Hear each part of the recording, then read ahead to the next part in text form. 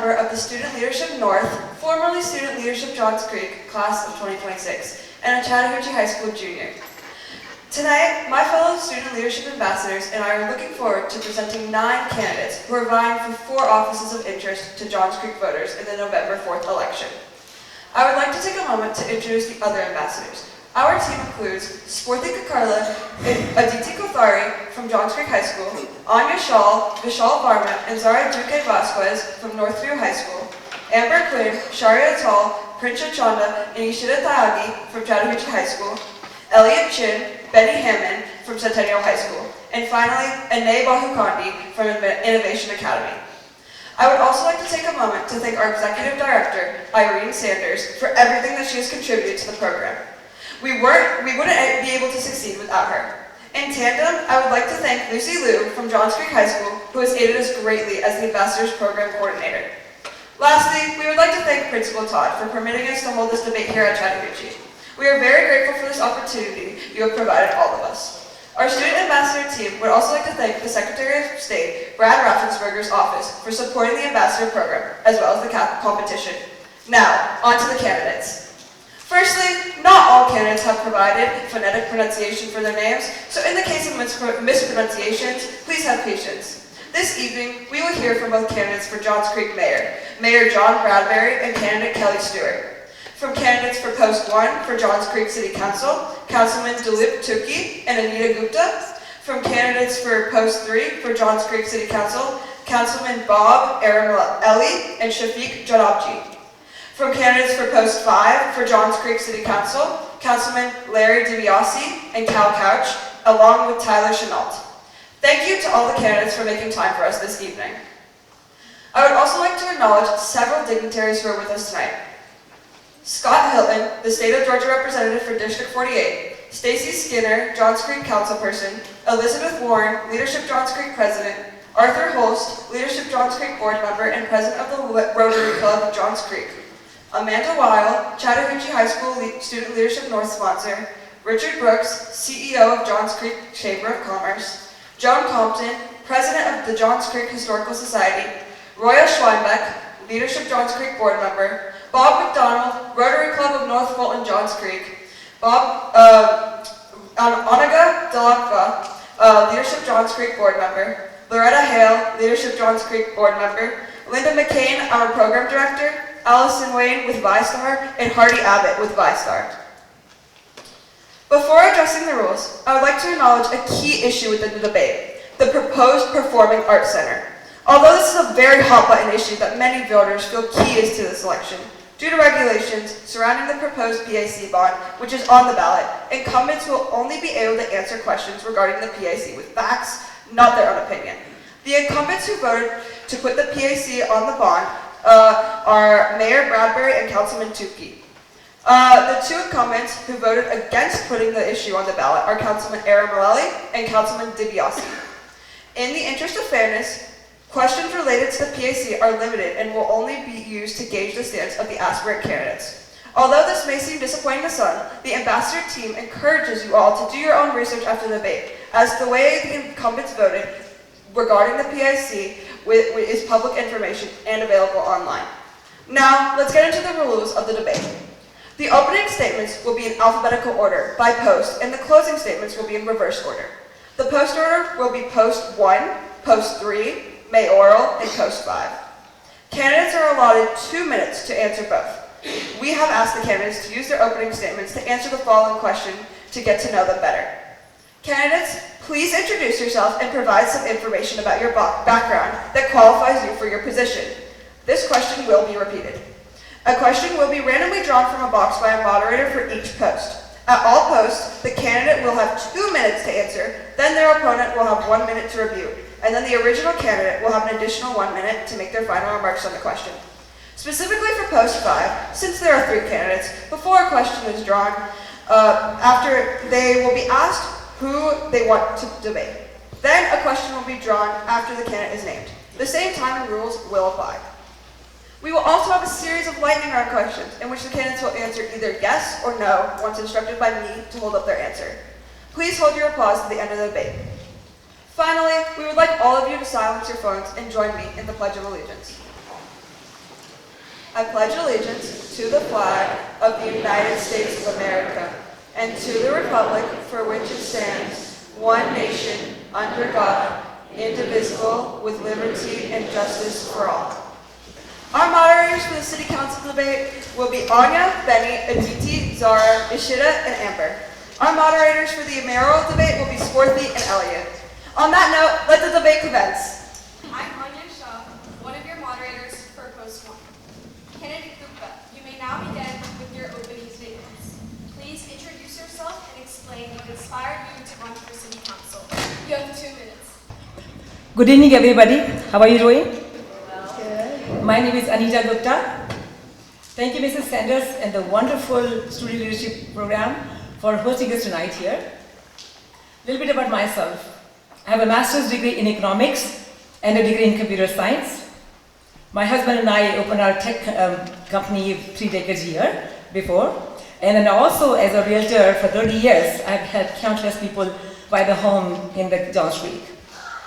We have moved to city of John Street 30 years ago. Well, it was not John Street at that time, but we moved here, and both my kids were born and raised here. They attended Centennial High School for the high school, graduated in 2017 and 2014, and they went on to Georgia Tech for the college degree. We have, when we moved here many years ago, we realized that this is a wonderful place to live. When I was searching for my council thing, when I was looking to serve the community, I realized that our city has lost some focus. And I realized that we need to make some certain changes. Why am I running, but to a question, why am I running for the city council? Because I'm a concerned citizen. And I feel that our city has lost our focus, and then that's why we need to make this change. We all live in John Street City because it has a wonderful school and an amazing quality of life it offers. But then I felt that it has, last few years they have made some decisions that are detrimental for our future growth of city and the health of the city. I've realized that there are some important projects have been ignored, and security issues have been ignored.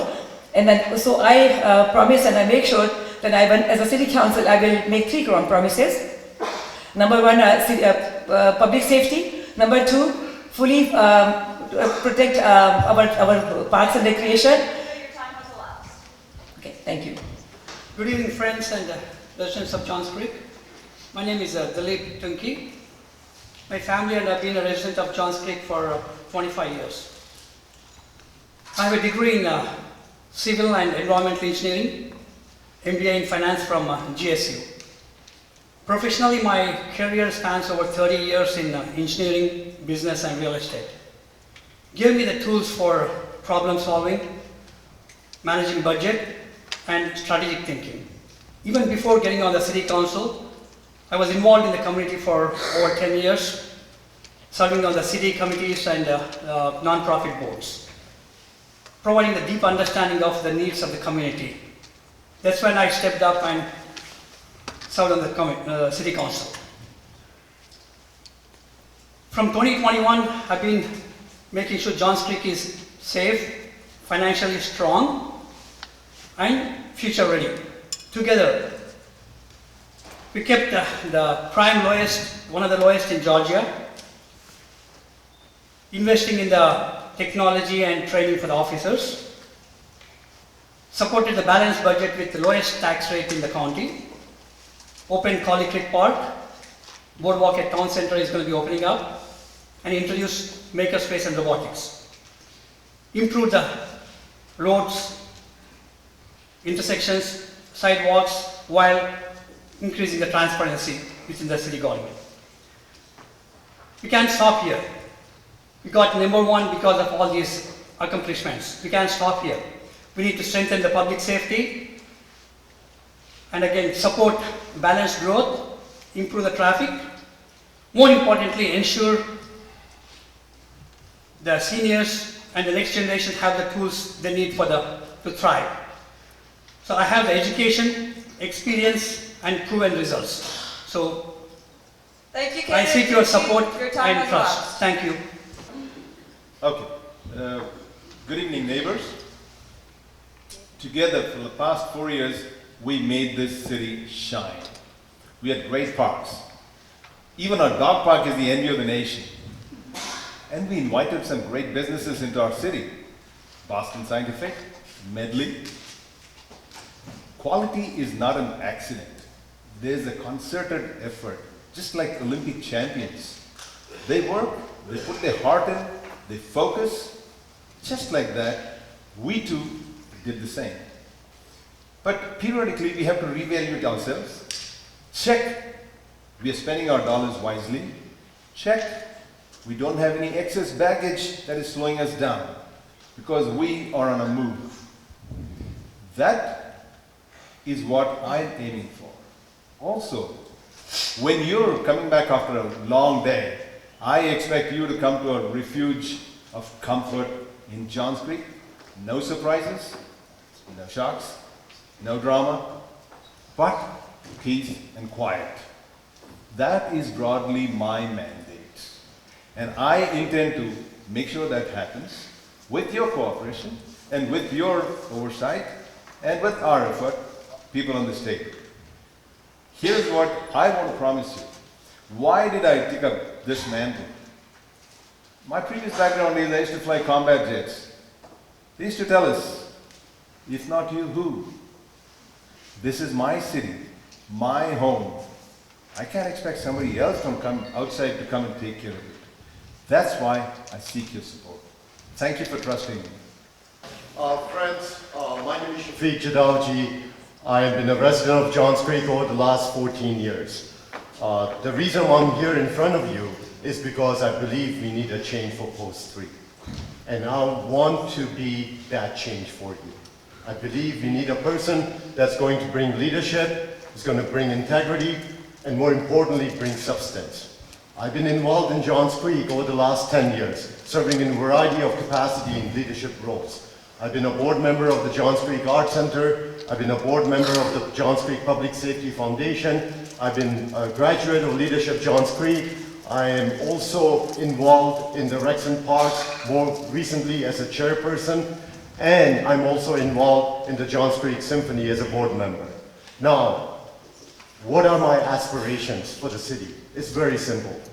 I want to expand the opportunities for our business growth and our youth, all right? I believe we need to continue to invest in our recreation activities and our arts. Thirdly, as I mentioned, the youth, it also aligns with our nonprofits. But if you think about our youth are our future. I've been fortunate to work with the Student Leadership Johns Creek team and other youth programs. I brought the sport of cricket to Johns Creek. Why? Because I wanted to see youth engagement through sports. My philosophy about the public safety, and I know it's become a big issue, I currently sit on the Chiefs Community Ambassador team. I am also a graduate of the Police Citizens Academy. So my goal is very simple. I am extremely ambitious for our city. I want us to be excited for what's to come. I'm looking forward to speaking to you. I'm looking forward to earning your respect. And more importantly, I'm looking forward to earning your vote. Thank you. Hi there, I'm Mayor John Bradberry, and the question was, how did we get motivated to run for City Council? I got to go all the way back to when I was just a resident of my neighborhood, and my wife and I were concerned about some things in our HOA that we didn't think were running the way we thought they should be done. And every year my wife would say, well, you got to go to the HOA meeting. But as I'm walking out the door, she says, whatever you do, don't volunteer for the board. Which was great advice, by the way. But I really messed up because I came back and I was president of the HOA. That put me on a path to where I had to get involved in a zoning case, and I haven't missed a city council meeting literally since 2014, and one thing led to another, council, and then running here for mayor. It has been the honor of my lifetime, besides being a father and a husband, to be your mayor. I take this job very seriously. I'm very passionate about our community and trying to make it the best that it can be. We are, as you know, the #1 best community in the country, so give yourselves a big round of applause for that.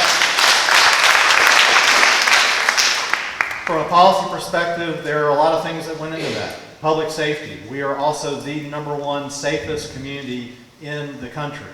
And we have increased our spending on public safety by 36% over the last 4 years. We've brought in new police officers. We have improved the training and the equipment, but we've also tried to be lower tax. We now have the lowest tax of any city in the county. We also are the lowest millage rate in our history.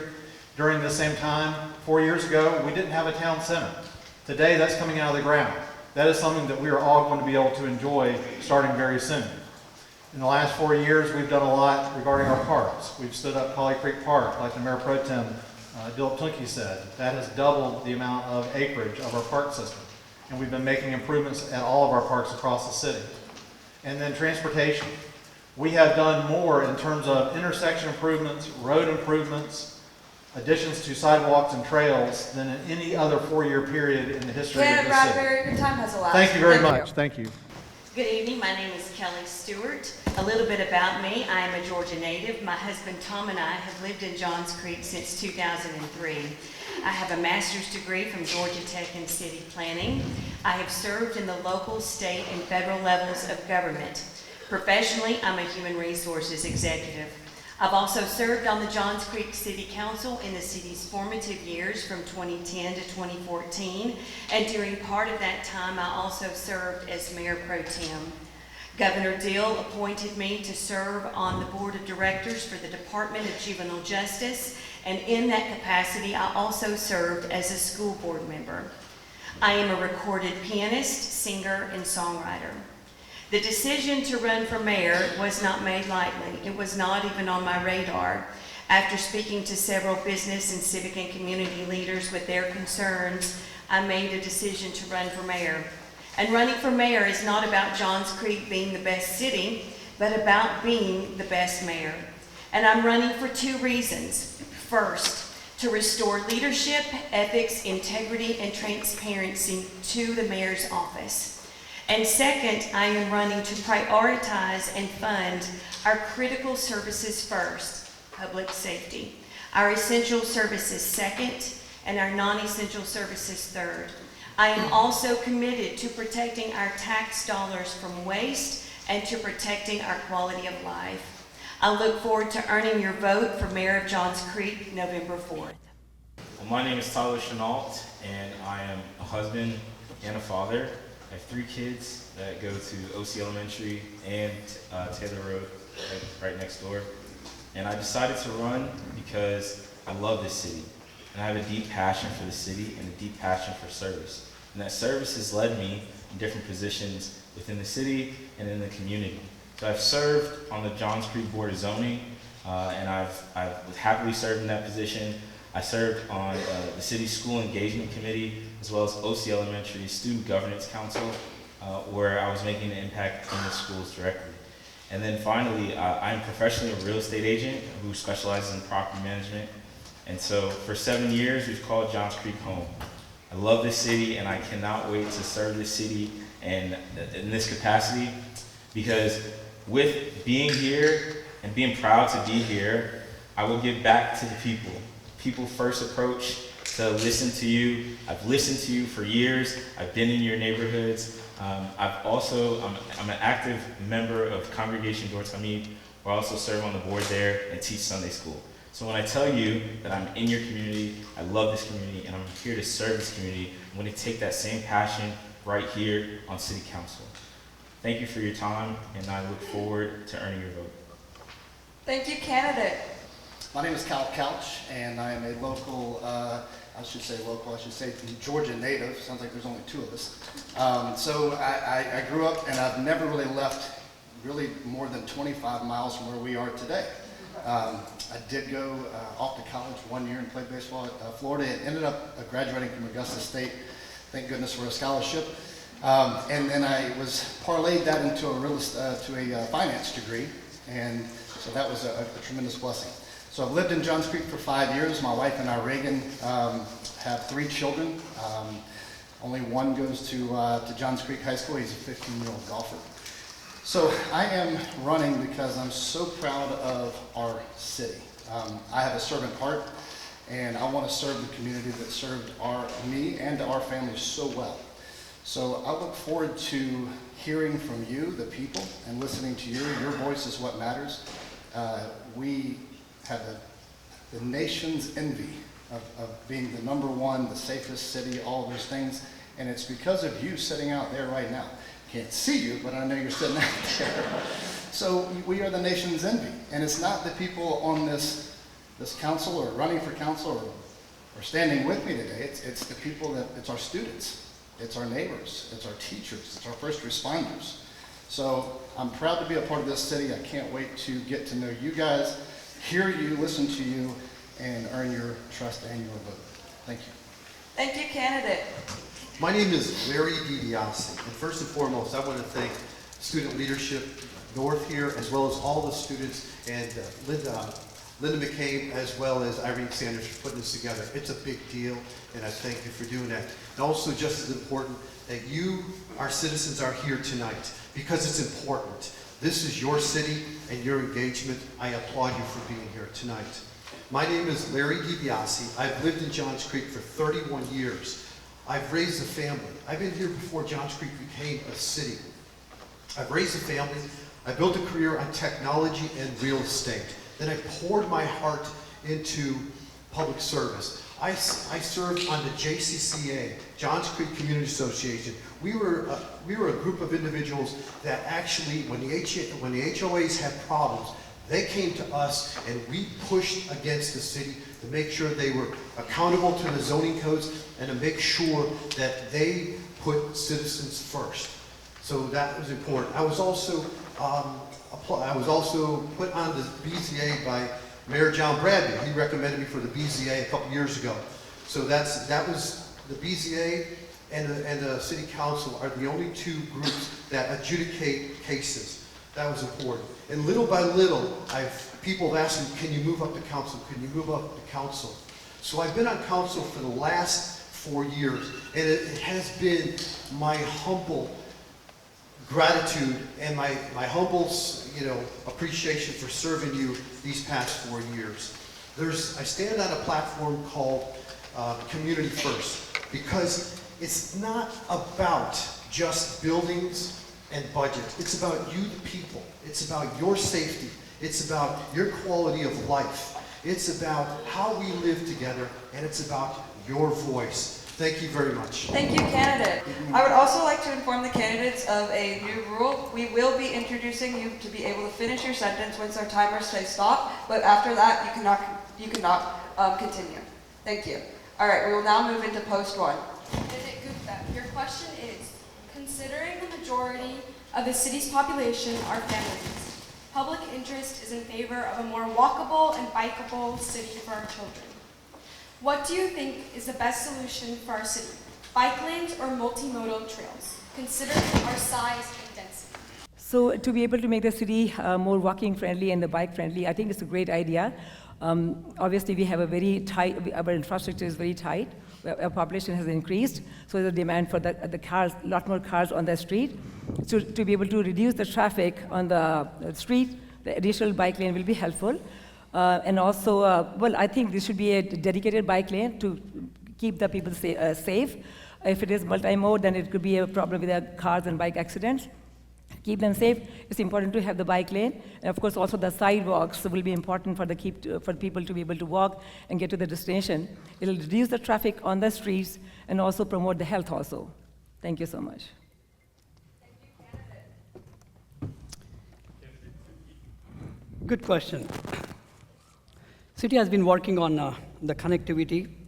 That's one of the reasons we have that tunnel under 141. We want to make sure we can go from point A to point B without getting into the car. So on the bikes part, yes, we are identifying the corridor. We just don't want to pick a small area and just have a bike lane in there. We want to have the corridor that connects to a place where the biker can enjoy the complete ride. So yes, we are working on multiple areas. Wherever possible, we are increasing the sidewalks. So some of them areas we are getting up to 10 feet. So yes, connectivity is a big thing, and that's what we are focusing on. In the next 4 years, we want to make sure that everywhere within the Johns Creek, we don't have to get in a car. Go from here, Chattahoochee, all the way up to the town center, from there to the Collie Creek Park. So yes, we are working on it, and that's definitely on our radar. and it's happening. Thank you. Well, that's wonderful that city has already taken an initiative to create the bike lanes and the sidewalks. Although I have a problem with the 10 feet wide sidewalk, that's pretty expensive. So I feel we can take some money from there and make it maybe 7 or 8 feet wide sidewalk and invest that money into making most of the city bike friendly. That will make it easier for the people to be able to go from point A to point B instead of wasting so much money on the 10 feet sidewalk. And I absolutely oppose that. And yes, I support full-heartedly making the city bike friendly, and 2 feet wide width is more than plenty, and that can be achieved cheaply.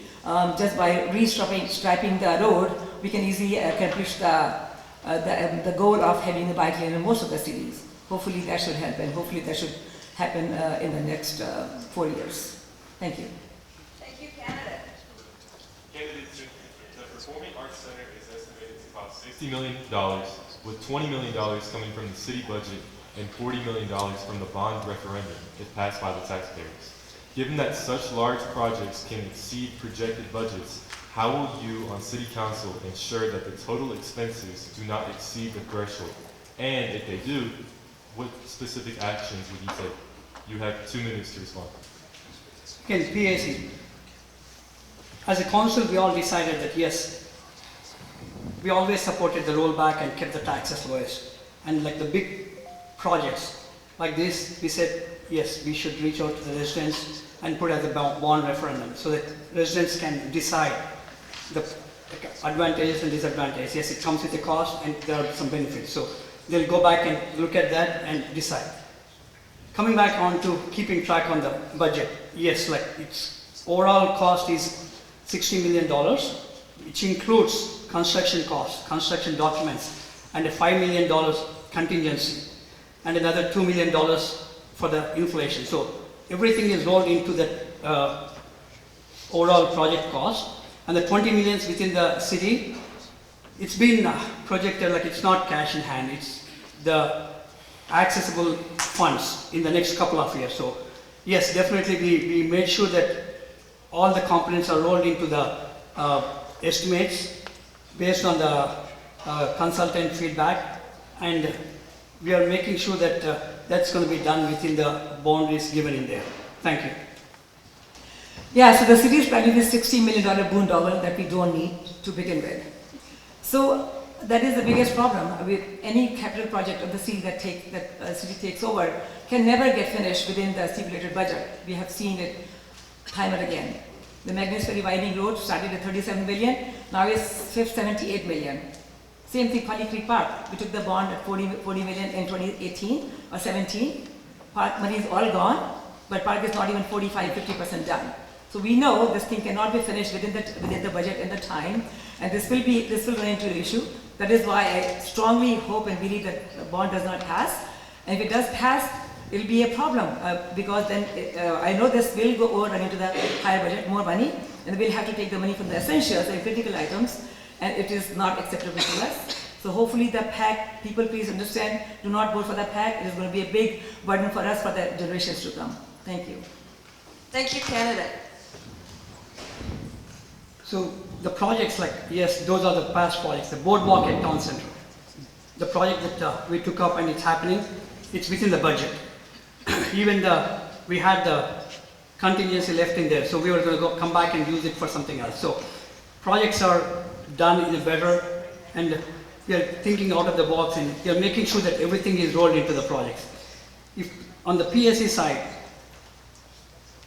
my opponent mentioned about the Magnus Ferry. That's a multi-jurisdiction project like Fulton County, Forsyth County, Alfred and John Street. So yes, some of those projects when multiple public sectors are involved, it will take time. But boardwalk, the PSC is being done by us, and definitely we made sure that everything is rolled into that one. So if according to the voters' wish, if it passes, we will definitely make sure it's going to be done within the means provided for that. Thank you. Thank you, candidate. Candidate Erramilli, you have 2 minutes to respond to this. If you could get one thing approved by the council without objection, what would it be? Oh, wonderful. You know, before even the PAC was put up for, thank you, before it was put up for consideration for a bond or for a referendum, I had actually introduced an initiative saying that any project, if it exceeds $25 million, it needs to come to you folks, because we don't want to encumber you with heavy taxes. That's why I wanted your input. That was one thing which I would definitely like to see to come back. The next thing which I'd like to see to come back is make more parking spaces in Collie Creek. It is one of the proudest things that it's being used extensively. But unfortunately, parking seems to be short all the time. And I don't want people to be stranded in the middle of the night, especially young women, so that they don't get hamstrung there by themselves in the park. These are the couple of initiatives I'd like to definitely pursue when I'm coming back to the council. I can't see. 1 minute, candidate. How much is it? 1 minute. Okay. So then I got a number of other things. Fiscal responsibility. I would like to start any new projects, especially when we have $110 million worth of projects by 2030. I would also not like to continue down this path where we keep on spending money without getting people's consent. Second thing, yeah, thank you. We have numerous complaints about building and renovating in Johns Creek. I would like to revisit that code and see how expenses are being made and what kind of things are hamstringing our efforts. Also, I would build up on the integrity of the communications. I've received a lot of complaints about stormwater billing, duplicate billing, not enough notices. Those are the kind of these are few initiatives which I'd like to take and see it passed. Thank you. Thank you, candidate. First of all, my candidate, or my opponent here, Bob, mentioned about the fact that he wants you, meaning the residents of Johns Creek, to make a decision on the Performing Arts Center. So my question is, if that is his desire and his ambition that we as residents, including myself, have a say in the process, why did he not vote for allowing the council to go to the voters? Why was he part of the 3 votes that said, we do not want to put this to the voters? So, you know, it's very easy to say things, but when things have to be done, you need to show leadership. Secondly, he talked about the parking in Collie Creek Park. I've been a chairperson for the Recreation and Parks Advisory Committee. I've been there for 7 years. That's an issue that we will need to address comprehensively. If we decide to do short-term kind of solutions, it will come and haunt us down the line. So we have to think about the park's needs and do it a comprehensive solution. Thank you, candidate. Wonderful. We, 3 of us, voted down the effort to send this to the referendum. Why? We felt it was misleading the people who love arts. It is going to cost more at that point when we said, and therefore we didn't feel it was right to mislead people who really are into arts. It is going to cost. My friend just told us about McGinnis Ferry, how incredibly expensive it became. We don't want that to happen to you again, so that it will disrupt your life. I talked about no drama, no surprises. That is the reason why I said no. We actually wanted it. In the work session, I don't think probably he's party to that. In the work session, I suggested, why do you make it 40 million? Make it 51 million, make it 60 million, so that it reflects an accurate figure. So that you folks walk into it with your eyes open, not being... Candidate Jadavji, your question is, Johns Creek is constantly growing. For example, the Boston Scientific Campus and the Medley Project. Many residents are concerned about preserving a sense of place and not just becoming another suburb. How will you ensure to involve citizens in development decisions? Can you just repeat the first part of that? Yeah. Johns Creek is constantly growing. For example, the new Boston Scientific Campus and the Medley Project. Just wanted to make sure I understood the word growing. So, you know, sometimes in the evolution of life and in the evolution of a city, we have opportunities, but opportunities also come with challenges. It's great that we are attracting growing businesses. It's great that we have the Medley project going on. It's great that we attracted Boston Scientific. But we also have to be careful, right? And how do we so-called have checks and balances in place? We try to follow the account plan. One thing that we have to keep in mind is currently our tax base is skewed towards the residential side, all right? Right now, we have opportunities to increase our tax base on the commercial side. I personally believe, and many of you who have been to the Avalon know that that particular medley project is an economic engine that can help us in future in terms of generating tax revenue. But we have to be careful. We cannot just open our doors to everyone. We need to be able to align ourselves with the account plan that the residents give us input on, because that account plan gets revised every 10 years. There are particular guidelines and all that as to what can happen in each of those pockets of our city. So I am absolutely in favor of helping our growing businesses to come to Johns Creek, enjoy the quality of life in Johns Creek, make our residents happy, create new amenities and all that. But I also want to be very clear that we have to manage our growth and have smart growth. Because at the end of the day, economy is going to help us. When businesses come to our city, they come for two reasons. One, they come for customers, and they also come for the quality that that neighborhood or that city offers. We have a trump card, which is our quality of life. We just need to continue to offer that to our residents, to our prospective businesses, but let them know that there are limits as to what we can do. Thank you. Thank you, candidate. Candidate Erramilli, you have 1 minute to respond. Would you like me to repeat the question? No, that's fine. Thank you.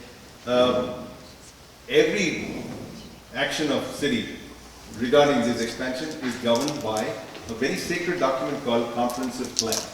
That actually is the will of the people. You folks, every 5 years, come and tell us what you want, how the city will be expanding, and what you want in the city when it grows. So that is a very sacred document. Most of us on the council take it very seriously. If there is a departure from that, it is only when the community has a broad benefit, like Mark Toro's medley. It is supposed to have an economic impact of $4.29 billion. That rising tide will rise a lot of boats. Therefore, we do know a building code has got enough to make sure that we are not losing any green space. We on the council set a great tone attracting these businesses. And this will have a snowball effect and more businesses will come to Johnson. Thank you, candidate. Candidate Jadavji, you have 1 minute to respond. Yeah, you know what's interesting? Bob, my opponent here, seems to have the answers, but what he fails to understand that sometimes the facts may not be correct. He mentioned that the comprehensive account plan is a 5-year review document. It is not my understanding. It is a 5-year review document. It's a 10-year review document, all right? So I think sometimes, we get involved in activities as leaders, but then we also need to do our homework as leaders to be able to substantiate what we are talking about. The other thing I want to say to him is, he talked about me not being involved in work session, about the voting that happened 4 to 3. He himself agreed with others to do certain things. Issue a 20-year bond, make sure it's done, and everyone in the council agreed with that. So when you agree on something and then down the line you disagree and you come up with a new plan, I don't think it's right for the council or the residents of Johnson. Candidate Bradberry, there are certain needs and many wants that all cities have to prioritize, not all of which can be funded.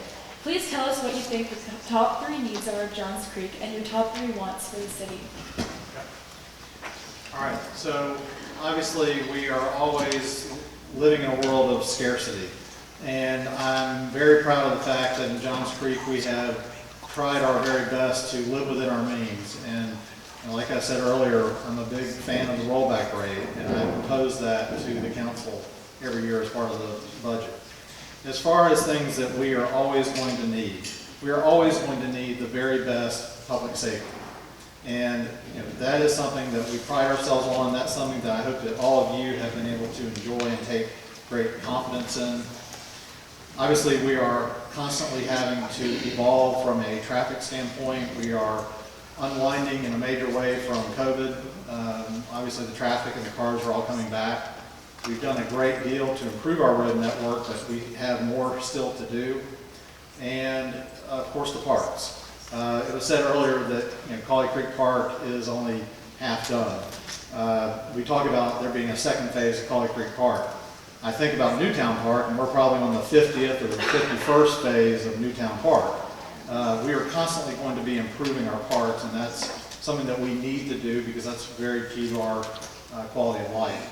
As far as wants, I think that there are things that I would like to see in terms of our, in some ways these are very basic things, but they're things that I personally would desire to see our city better at. We can always do better with customer service, always do better to improve the quality of the services that we provide, and always improve on our communication with you, the residents of Johns Creek. Thank you. Thank you, candidate. My top 3 priorities for the city would be public safety first, would be our infrastructure second, with transportation and with stormwater, and parks third. It's very interesting to hear the mayor say that his top priority would be public safety, then transportation, then parks, when his strategic priorities that are on the website, the first priority is arts and culture, the Performing Arts Center. The second one is economic development. The third one is public safety. The fourth is parks, and dead last is transportation. So he has changed his tune yet again. Thank you, candidate. My opponent has an excellent memory. However, not always correct in how facts are portrayed. It's true we have 5 strategic priorities, but they are not listed in priority order 1, 2, 3, 4, 5. They are listed across the board, and arts and culture is one of those. That's something that we as a council come to a consensus at our retreat for what those are going to be to help guide us in a major way. But I mean, look, let's talk about public safety. We have an $87 million budget, and that's a large number, that's a lot of money. But at the same time, we are, by comparison to our sister cities, really a much smaller footprint from a full-time employee standpoint. We do more with less. But over half of that budget on a yearly basis goes to public safety. Now, we currently have more officers today than we've ever had in the history of our community. More per capita. Thank you, candidate. Your time has elapsed. And I want to say, I want you to babysit my children or my puppies or something. You're fantastic.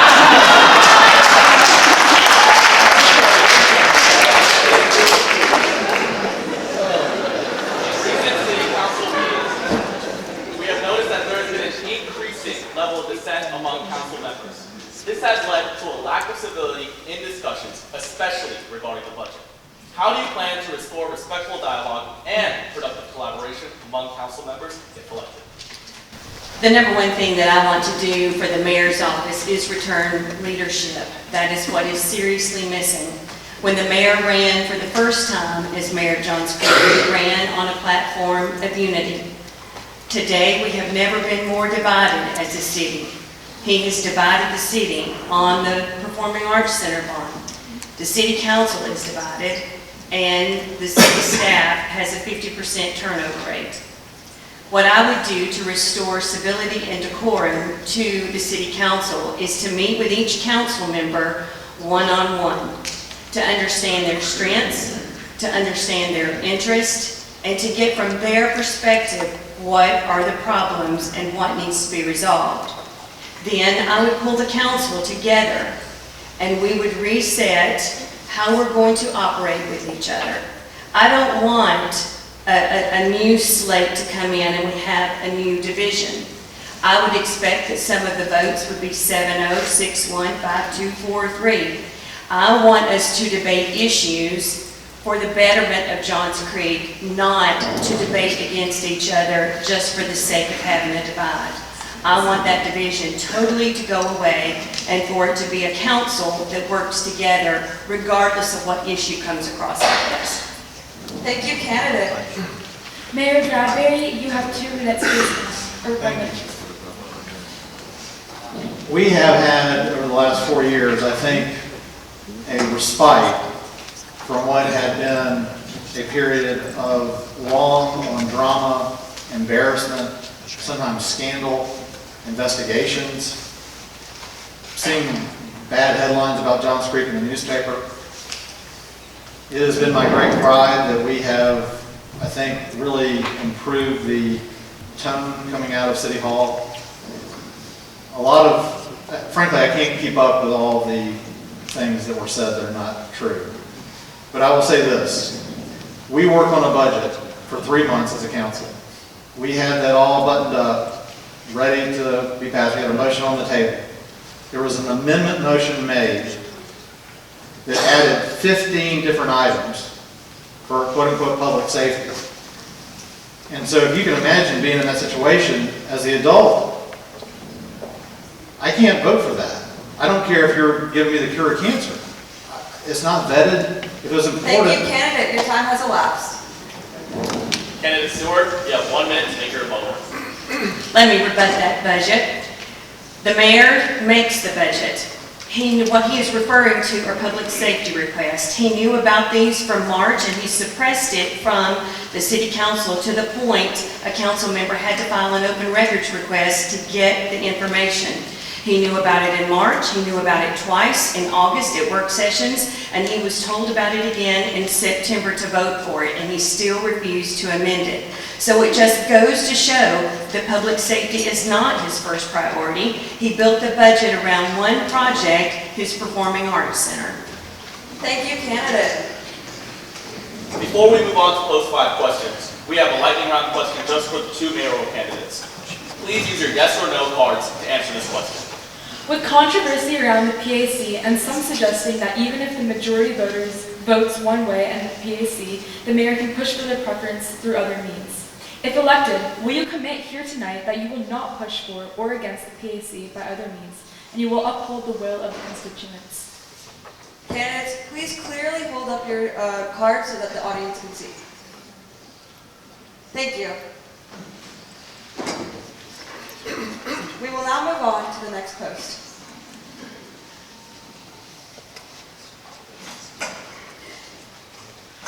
So before we begin, candidate Chenault, as you're aware, there are 3 candidates running for post 5. Prior to polling the question, I'll ask you who you'd like to debate. So without further ado, candidate Chenault, who would you like to debate? Thank you, the incumbent Larry.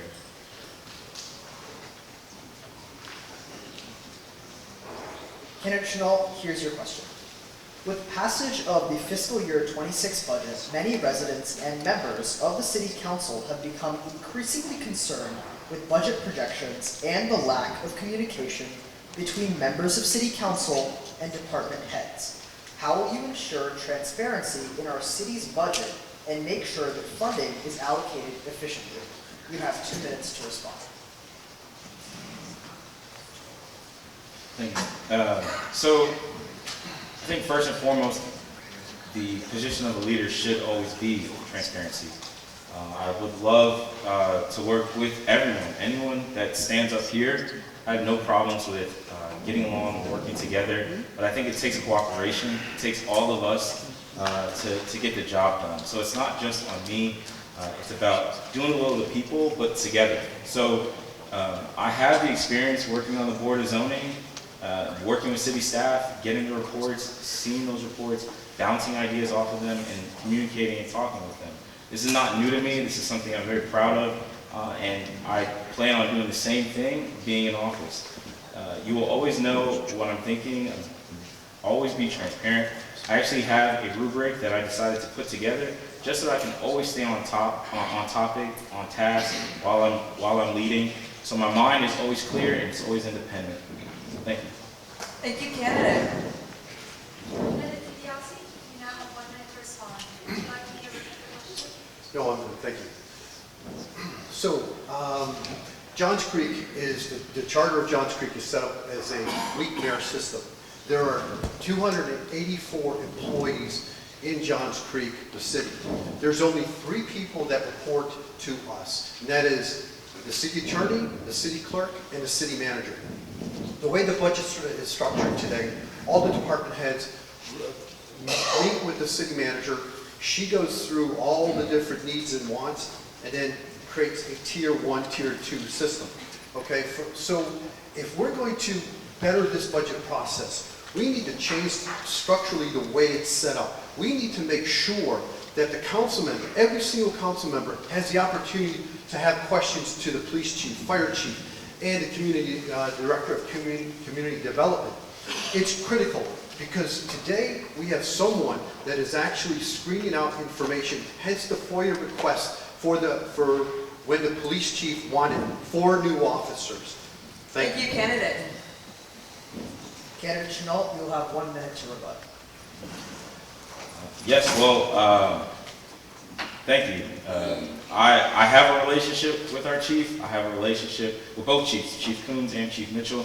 During the Public Safety Academy, that's something I'm very proud of, that I got to see firsthand what that looks like. So when I say that I'm going to actually work with our department heads and our leaders, it means that I've done the work beforehand, and I plan to continue to do that same thing. I don't know if the change is necessary, but I think asking questions and making myself available and doing my homework up front, I think that goes a long way. Thank you, candidate. Candidate Crouch, who would you like to debate? The incumbent. We know how this is going. Probably a bad fit. The question is, reports indicate that approximately 75% of high school students have experimented with substances like nicotine, marijuana, and alcohol. One Johns Creek only receives funding of $25,000 from the City of Johns Creek to address substance abuse issues, while these trends continue to affect student academic performance and athletic participation. What community-centered strategies would you recommend to tackle this challenge? You have 2 minutes to respond. Unfortunately, that's real and it's everywhere, including Johns Creek. I had dinner last night with the city solicitor. Last night we were literally just talking about this very thing and how real it is. He just says it's different avenues of drugs or what have you from between one city and the next, but it is a problem. You know, I think it really starts with just the community outreach of being the parents at home have to continue to support their kids and talk to their kids, and I don't know what service that is out there that can be provided, but I am proud of the fact that I know that we are probably the safest place in the world to live and the best ranked city in the world to live because it is our parents and our kids communicate at a higher level than probably anywhere else in the state of Georgia. So I'm not exactly sure how to answer your question as far as what community activities we can support or fund, but I do know it's a problem, and if I serve on city council, I would certainly look forward to researching that more, and I look forward to actually knowing what you know more about this. Thank you, candidate. Candidate DiBiase, you now have 1 minute to respond. Would you like me to repeat the question? So Johns Creek is one of the wealthiest cities in all of the Atlanta area and maybe even some of Georgia. So there is a corridor of drugs that comes in through Highway 85 and really crosses our city. There is money at the high school levels, and the money is a lot of times being used to purchase these drugs and do vaping also. One Johns Creek is a phenomenal organization. In fact, I actually introduced One Johns Creek to Northview High School, and they implemented their programs. There's also a group called Summit Consulting that Fulton County actually funds for the individual that are more vulnerable in our city. There's a lot we can do, but we as a council, we have to make a concerted effort to provide a safety net and work with families because it's not only drugs, but it's also teen suicide. And nobody wants to talk about that because it's that dirty little object in Johns Creek. Thank you, candidate. Thank you. So, Candidate Couch, you have 1 minute to respond. Yeah, so no rebuttal there, but certainly, and you mentioned a great point because that was part of the question and I didn't really consider that. Could be drugs, and I do agree that, you know, Johns Creek is a very rich town. You know, we've got a lot of expensive real estate, we have a lot of families that are prominent, and it certainly does probably attract some up from 85 and making this stop and making it readily available and certainly affordable by our kids. But the other thing is the nicotine, the vaping, and I can't go to the gas station recently, anywhere I go. And the first thing I see while I'm paying is just a line from the countertop to the ceiling is the vapes, and the kids are after school buying them. So I think that maybe we can look into maybe that, and certainly would love to discuss that with council as to maybe how we can maybe eliminate that aspect of how they get their nicotine or drugs. Thank you.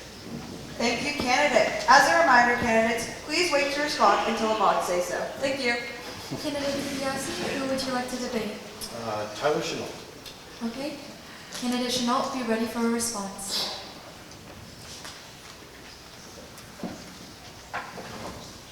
Candidate DiBiase, your question is, the Chief of Police has indicated a need for more police officers in the upcoming years to keep pace with other municipalities.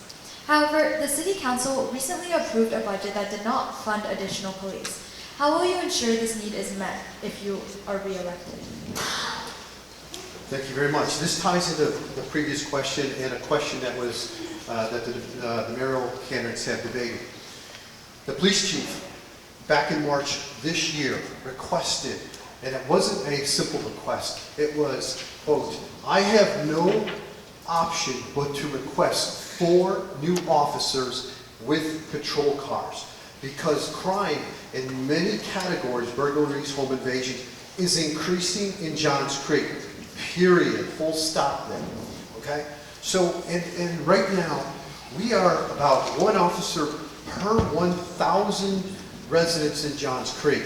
The average other cities is over 2 officers for 1,000. So we are falling behind, and as Johns Creek grows with the medley, with 900 new homes, and with Shake Rag, which is another 200 new homes that are coming to Johns Creek, we must have a way to go ahead.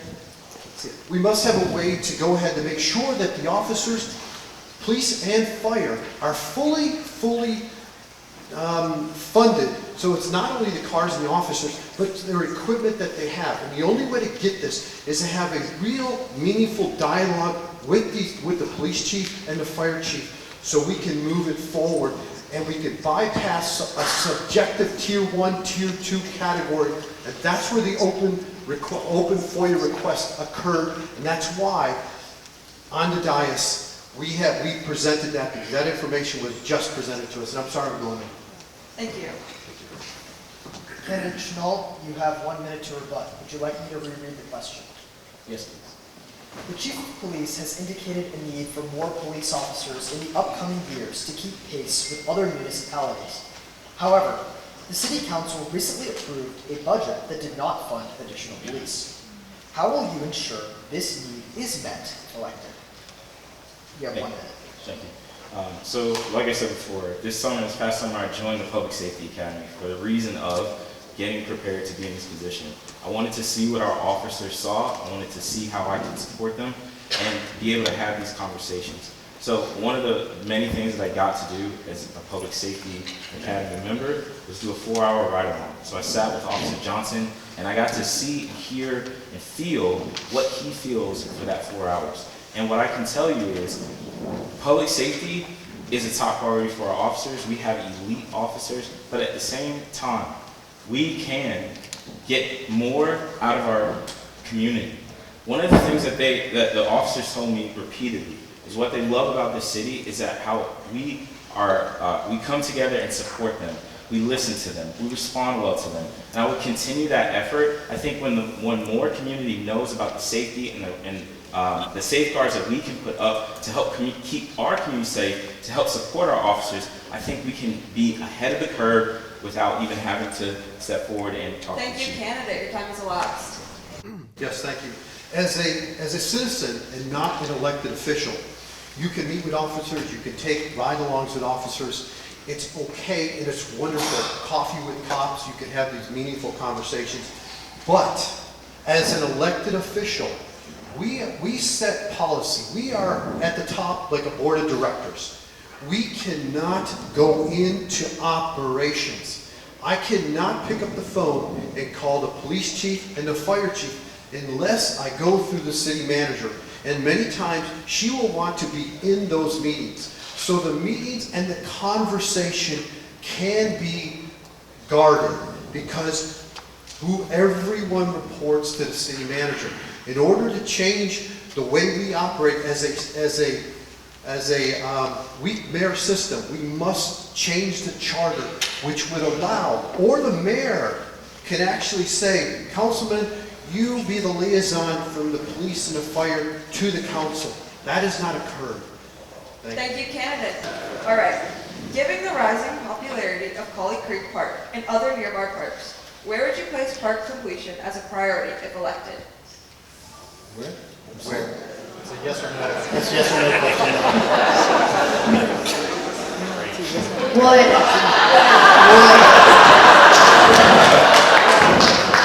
How about we adapt? Candidates, would you support building nearby parks and ensuring that park completion is ensured if you are elected?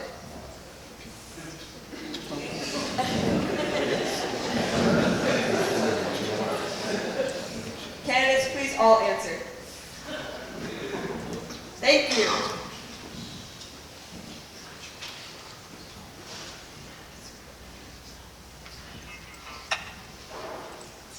Do you believe the current city 2026 budget is fiscally responsible?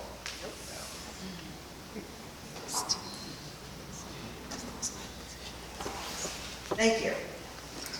Candidates, please kindly hold up your cards so we can get through this. Thank you.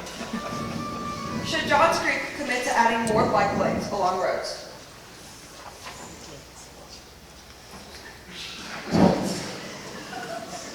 Thank you, candidates. Do you believe there is enough space outside of schools in the city where teen mental health is addressed?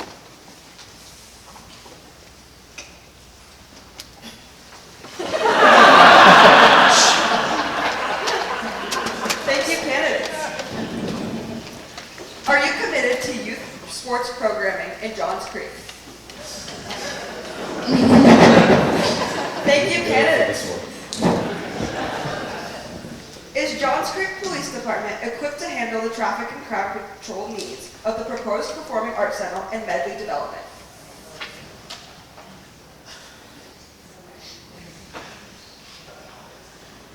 Thank you, candidates. Do you believe city council members being unable to speak directly with department heads regarding budgetary matters hinders financial transparency?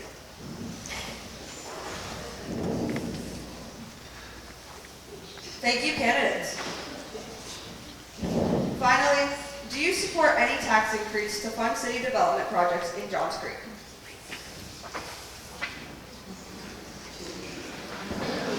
Thank you, candidates. We will now move on to our second round of questions. Thank you.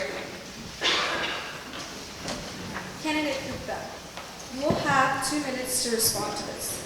With the passage of the FY26 budget, many residents and members of the City Council have become increasingly concerned with budget projections and the lack of communication between members of City Council and department heads.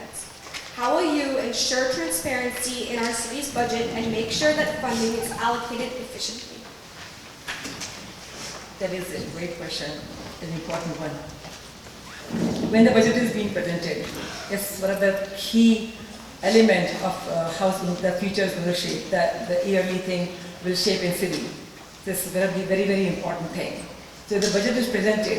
It's very important that the city manager present all the facts about the budget to all the city council equally, so everybody has enough answers, and whatever questions they have enough answers.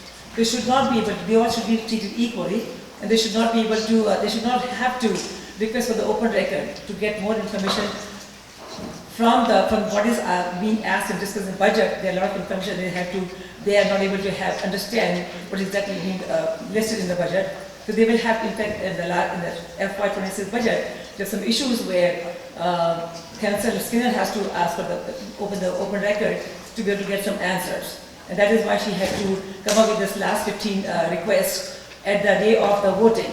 So if those facts were presented to them in advance, if the department heads were able to talk to them directly, they would have all these people are able to go to department heads and talk to them directly as to what you need, what's your concern, what are the things that is crucial for the upcoming budget. So if they would sit down with all the city heads or the department heads, it will be much more easier for them to understand the critical needs of the upcoming year, and so they can make an informed decision accordingly, as opposed to not having the information and not being able to talk to them. And like Mr. DiBiase said, they only can talk to 3 people. And I believe it's not going to work basically. I mean, if they're able to talk to all the department heads and they are to be able to get all the answers directly, it will help them make an informed decision. So there is no discrimination, there is no last minute problem. As we saw in the last budget voting meeting, we all saw what happened. So they would not have to deal with that. Thank you. Thank you, candidate. Candidate Tunki, you have 1 minute to respond. Thank you. The way the charter is written, the department heads will submit their request to the city manager. City manager will have a meeting with the department heads, streamline it, then present it to the mayor. Mayor will present the budget to all the council members at the same time. Like my opponent said, everyone will get the information at the same time. There is no treating different in there. So the way it's structured, like the projects are being submitted and they are being put in the 3 different buckets. The projections are based on the financial model that we've been using. So everything in the tier 1 has been funded.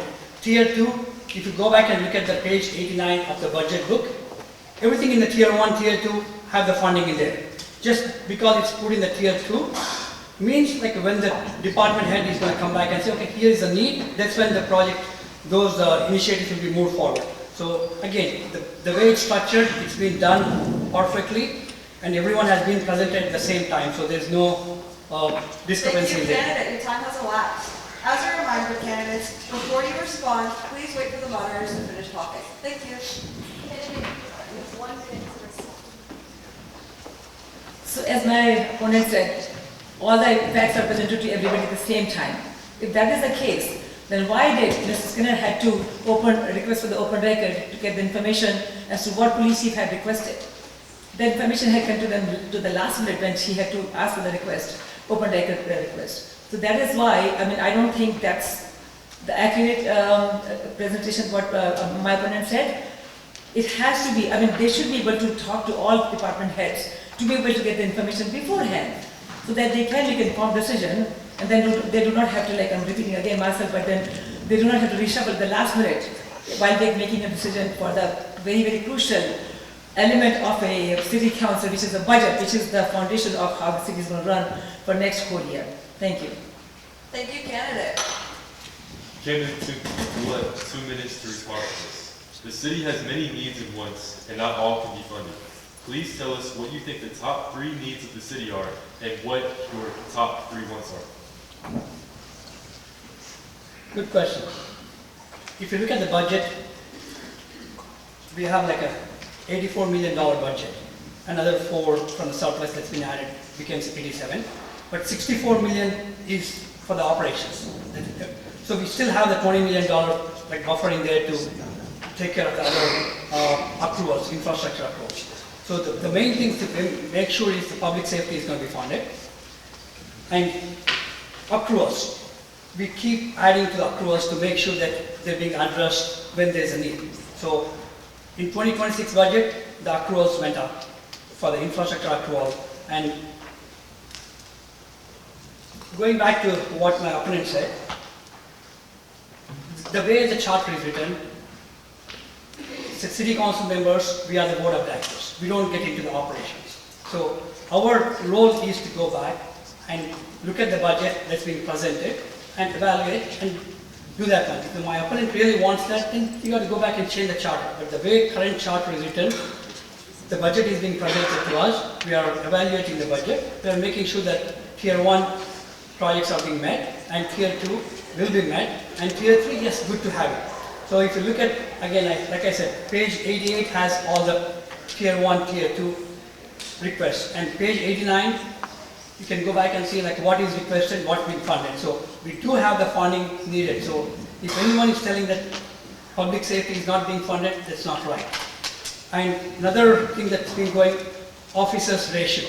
So we need to look at the 3 dimensions on that one. We just can't look at the residents, 1,000 residents to the officers. We got to look at third angle too. The crime rate, we have the lowest. So our neighboring cities has twice the crime rate, and national average is 3 times. So we just can't look at the ratio of the officers to the residents and keep increasing it. We got to look at the third angle too. So that's exactly what the city council and the police chief is looking into that one. Thank you. Thank you, candidate. Candidate Gupta, you have 1 minute to respond. So can you repeat the question again, because there were a lot of diversion from the topic. Sure. The city has many wants and needs, and not all can be done. Please tell us what you think the top 3 needs of the city are, and what are your top 3 wants? Yeah, great question.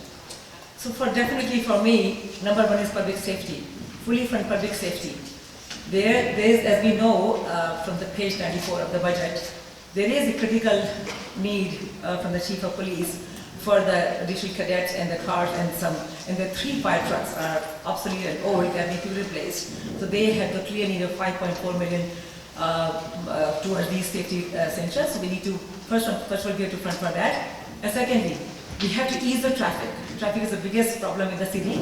So we have to use T's plus dollars to make sure we finish all the transportation projects so we can ease the traffic. Number 3, there are a lot of projects which are unfunded. There's about $10 million projects within the park and the infrastructure which is unfunded. We need to first fund those projects to finish those requirements that we have. I'm going to finish those first before we start spending on the other things. These are the clear priorities for me. Thank you. Thank you, candidate. Candidate Tunki, you may now give a 1-minute rebuttal. Thank you. So everything has been funded. Page 94, my opponent is saying, as I mentioned before, we got to go back and look at the budget before you even make a statement. Page 89 already said it's funded. So 94 is a more explanation of what is needed. So it's already been funded. So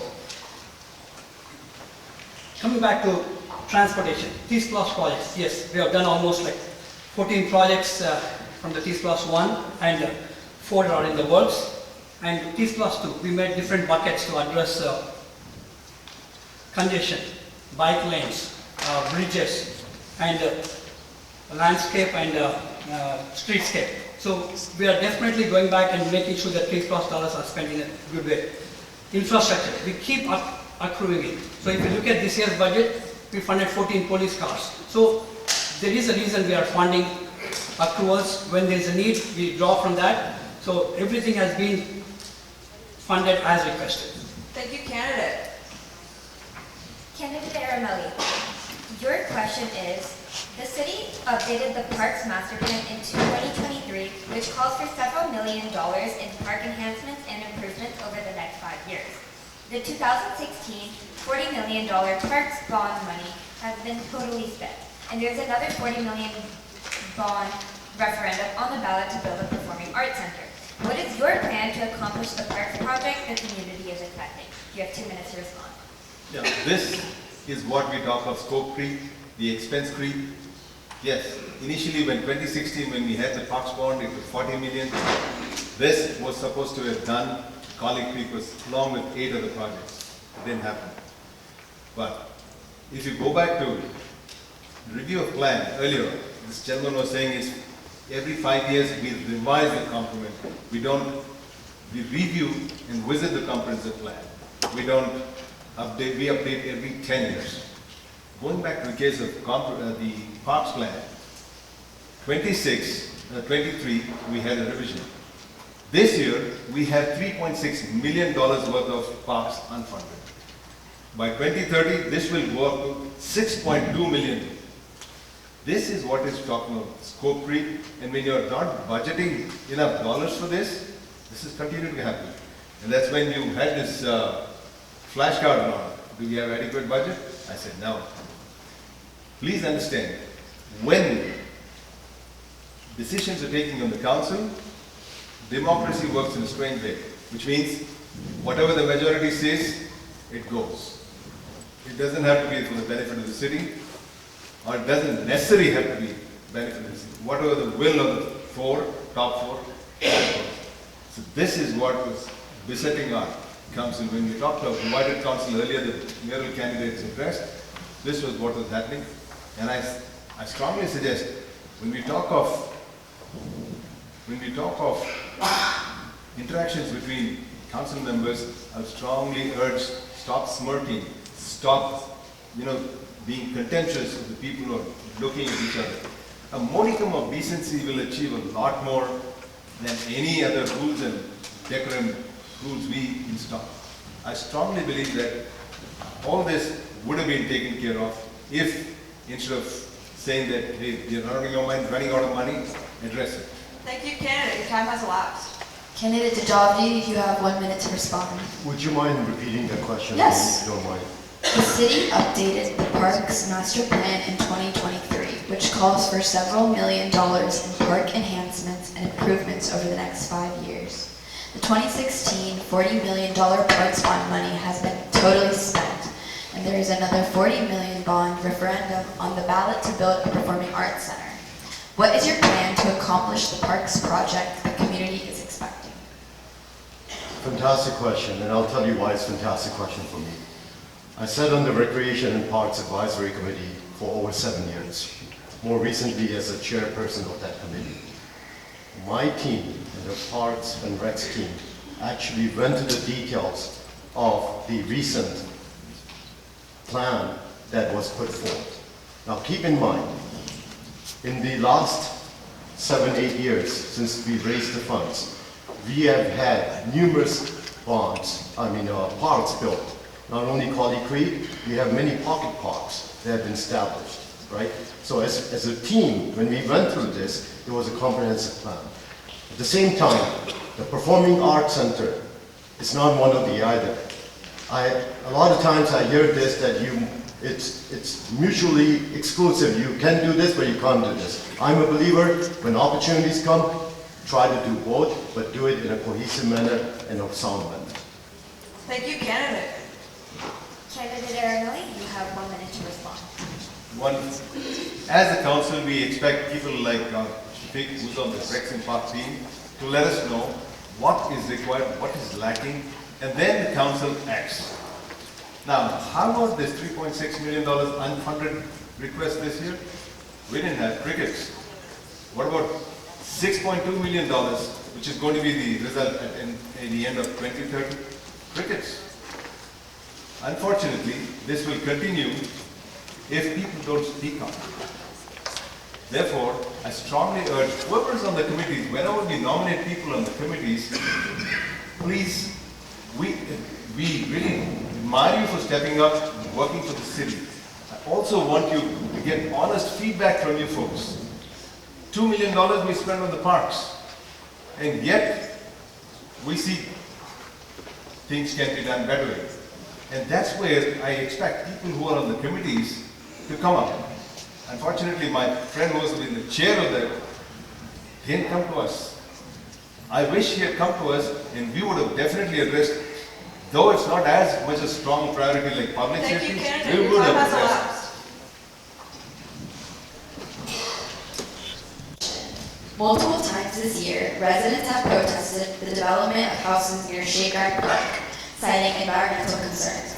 How will you address environmental policy in terms of zoning, and how will you keep Johns Creek green? You have 2 minutes to respond. Great, thank you. But let me just address the question. No, I didn't go to my council members. I think there's a thing called protocol.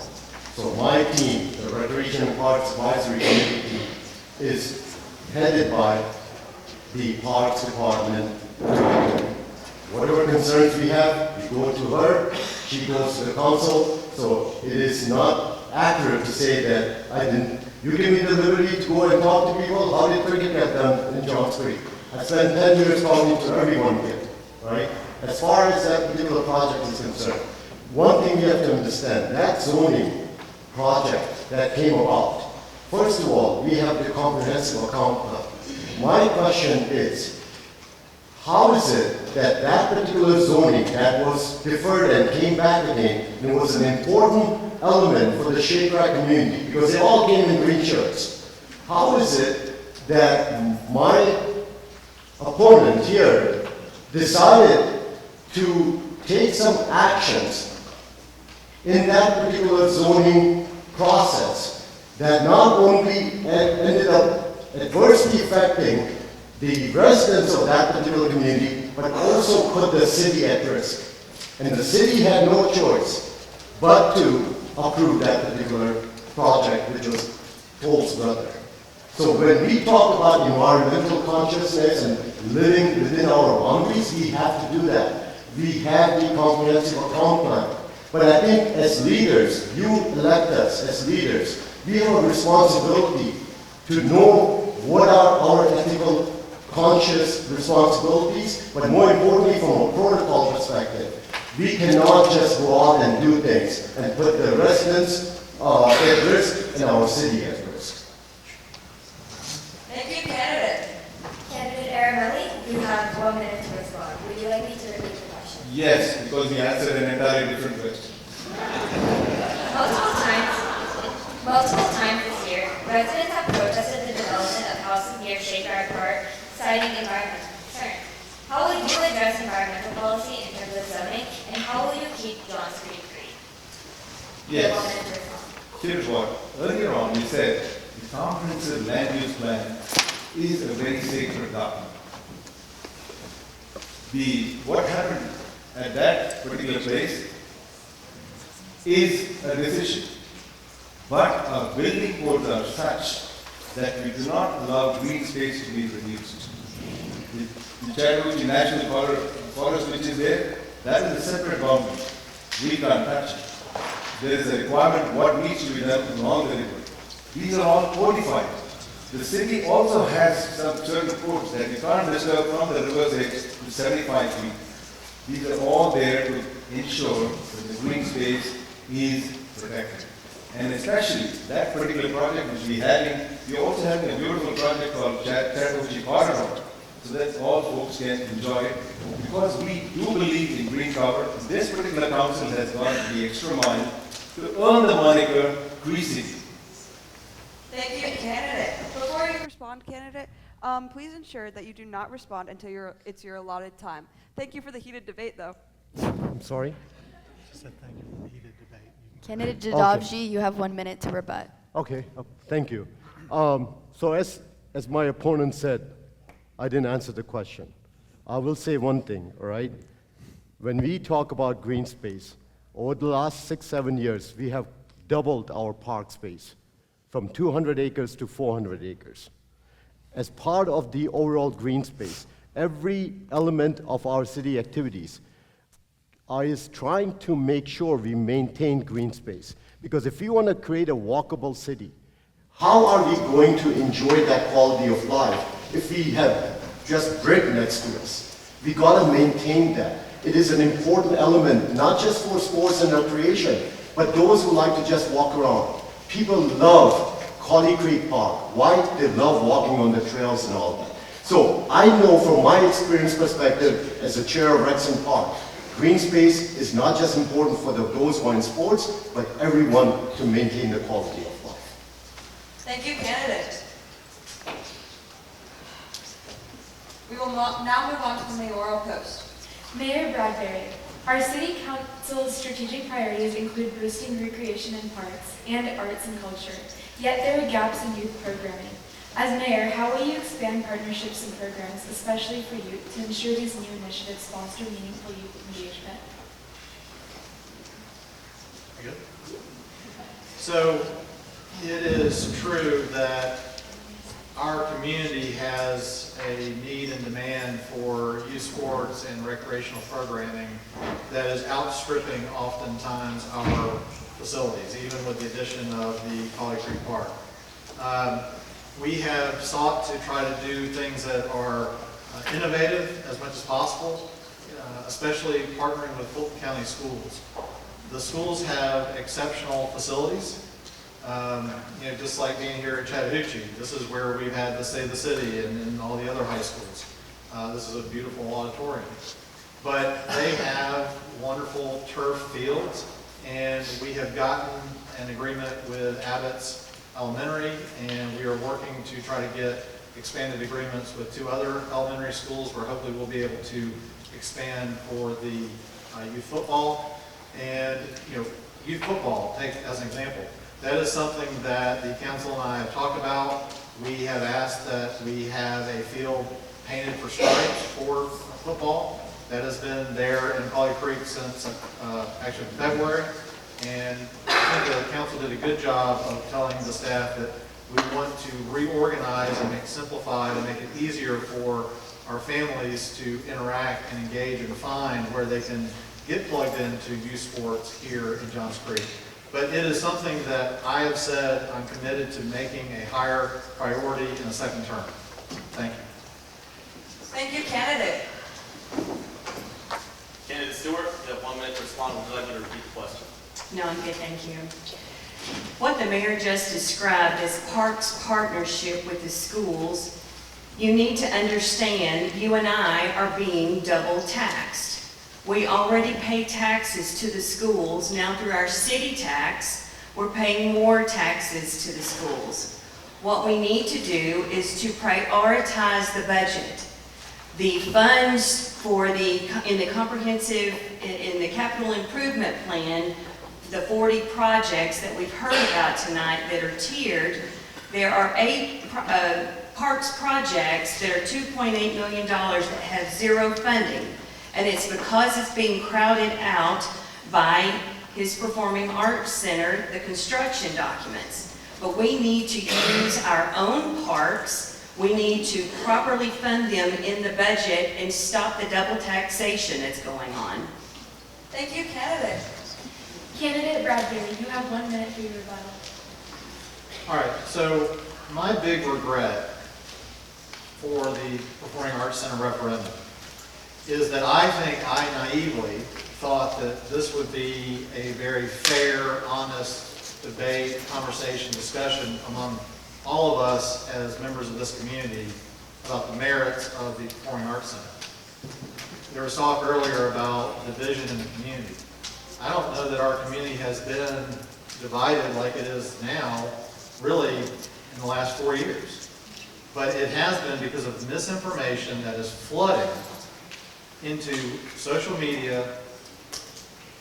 And let me just tell you, yes, the Performing Arts Center construction documents for $5 million, which is a lot of money, it is in the budget as a placeholder, and it very specifically says, pending the outcome of the referendum. My opponent knows this. I could spend all night up here just trying to refute some of these things, but we've got a great city, and I hope you see that. Thank you, candidate. Question for candidate Stewart. Between fiscal year 2023 and fiscal year 2025, the city has experienced little growth in their primary sources of revenue. However, the fiscal year 2026 budget is projecting a 9% growth in the city's largest revenue source, the local option sales tax fund. If this results in a budget shortfall, how will you address this? You have 2 minutes to respond. Governor Kemp has said the state of Georgia is going to have a neutral budget, no increases. Sandy Springs and Alpharetta, our sister cities here in Fulton County, are the largest generators of the sales tax revenue. They are keeping theirs neutral as well. Johns Creek, as you heard the moderator say, we increased ours 9%. So there has to be a motivation for that. The revenues have been manipulated, the expenses have been decreased for the sake of the Performing Arts Center. This 2026 budget is built around that one thing, in the infrastructure accrual funds, in the capital improvements. It's throughout the budget. To answer your question how I would do that, I would flatten the local option sales tax like the state and like the sister cities are doing. I would prioritize and fund our expenses, and I would cut wasteful spending out of our budget that it is loaded with it for 2026. Thank you, candidate. Candidate Bradberry, you have 1 minute to respond. Would you like me to repeat the question? I'm great, thank you. All right, so one, I think that is a sleight of hand trying to make it sound like that we are raising the local option sales tax. What is being talked about is the estimation of what is projected to come into the city on the existing local option sales tax. That's the sales tax that you pay when you buy a candy bar at the gas station or whatever. It is true that, well, it's not 9%, it's actually 7%. And it's based on the modeling. I got to tell you, we've got some people that work for us in the finance department that know these spreadsheets and some of this better than I do, for sure. But here's the thing. We have been experiencing large surpluses every year, year after year after year. And every year the council says, well, what can we adjust? What levers can we adjust to try to make it where we don't have so much that's not going to work for the taxpayers, right? Because that's not good. You're paying the taxes. You should be getting as much bang for your buck as possible. Thank you, candidate. Your time has elapsed. We tried to dial it back. Candidate Stewart, you have 1 minute to rebuttal. The biggest problem with this budget is that it was built without a finance director because there has been 70% turnover in the finance department under Mayor Bradberry. The second problem with this budget is that you need to look at your budget because it is a 9% increase, not a 7% increase. And it is inflated for the purpose of the Performing Arts Center. Not only have the revenues been manipulated, but the expenses have been cut and they're not being fully funded. Our critical services are not being fully funded. And this Tier 1 and Tier 2 and Tier 3 that you hear of, it's not for the city manager to decide the priority. It is for the council to decide the priority. And the way to deal with this is to bring the department heads and the council together. While they cannot interfere with each other, they must collaborate and work together so that we have transparency and that we have full knowledge, and these two parties can decide what the priorities are together. And I guarantee you, if they sat at the table together, the Performing Arts Center would not be the priority. Thank you, candidate. Audience, we encourage the applause at the end of the debate. Thank you. Candidate Chenault, who would you like to hear? Incumbent.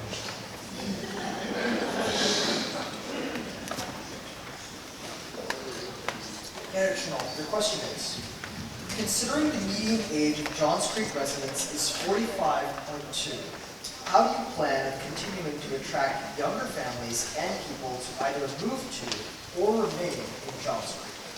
You have 2 minutes to answer. Well, seeing as I'm under the median age, what attracted me to Johns Creek, and I can speak from experience, was our schools and our community and the quality of life. I think as we continue to improve on these things, this is what attracts people of all ages. Anyone, no matter what background you have, they want to have a safe neighborhood, great schools, great opportunities in education, keep more money in their pockets so they can enjoy the quality of life. I don't know if my mic's on, but hopefully you can hear me. To attract more people, I would just say, let's keep on doing the things we're doing. Keep investing in our schools, keep investing in our communities, but also find the needs and wants of the young professionals, young people. A lot of times they want things like Avalon and our medley that's coming up. And so I think the best way for us to do just that is look at what we have, continue improving on what we have, and that's a great place to live, and then look at other opportunities. Thank you, candidate. Candidate DiBiase, you have 1 minute to respond. Thank you. So, I love this question because everyone, when I talk to in Johns Creek, they say, there's not enough restaurants, there's nowhere to go. The nightlife, I've got to go here, I've got to go there. So how do we attract young people? It's about building a sense of place. Just like Roswell has, every month they have this event in the street, a festival, and it attracts thousands of people there. Why don't we have some of that here? We will soon, though, with the medley. We're gonna take Johns Creek Parkway. We're gonna block that off. We're gonna have more festivals, and the town center will be the catalyst to bring people and keep people here. And also, it's not always about jobs going here, going downtown and moving to Alpharetta. We need to find a way, an incubator type setup here, where kids can come in and learn how to start business, how to be supported in a couple different ways to keep jobs here and keep people here. Thank you, candidate. Candidate Couch, before I pull the question, would you? Candidate Chenault, you have 1 minute to rebut. Yes, we have a wonderful opportunity with the Medley coming up, and I would love to lean into that and create more of the things like downtown Alpharetta, like Crabapple, like Avalon. But I want us to also be different. Like, we have those things and we use those things, and quite frankly, a lot of our Johns Creek money goes to fund those things. We're spending a lot of Johns Creek money outside of Johns Creek. So having a place here where we're also encouraging our young people who are graduating, like Northview or here at Chattahoochee, come, stay here, find jobs here. Let's encourage our young people that are already here, that have seen this, that love this, and find ways to reach them. Listen, I'm all for more young people who look like me, who are just as young as me, to get in here. Quite frankly, it is a little hard for us to live here. It's a little hard because of the price of homes. But we can find new ways. I don't have all the answers, but I will. Thank you, candidate. Sorry about that. Before I pull the question, who would you like to debate, Candidate Couch? We're learning so much from you. Know the game. Candidate DiBiase, please hear yours respond. The question is, Who are you asking the question to? according to the National Human Trafficking Hotline, Johns Creek, Georgia is part of a major hub for human trafficking. However, we continue to hold the title as one of the best cities to live in the nation, but many of these instances of human trafficking are unreported and unaddressed. How do you plan on keeping Johns Creek's young people safe? You have 2 minutes to Just the respond. first part of that question? The first sentence? According to the National Human Trafficking Hotline, Johns Creek, Georgia is part of a major hub for human trafficking. However, we continue to hold the title as one of the best cities to live in the nation. I'm actually surprised that we are considered a hub. That would be surprising to me. Human trafficking, I think it's getting probably settled at a much higher level in politics than the local municipal level. But certainly, I would encourage, if I had time on the city council and you guys were so kind to elect me, that we would talk to our specific police force and talk to them about, or maybe fund or encourage them to seek training that would help understand the human trafficking aspect.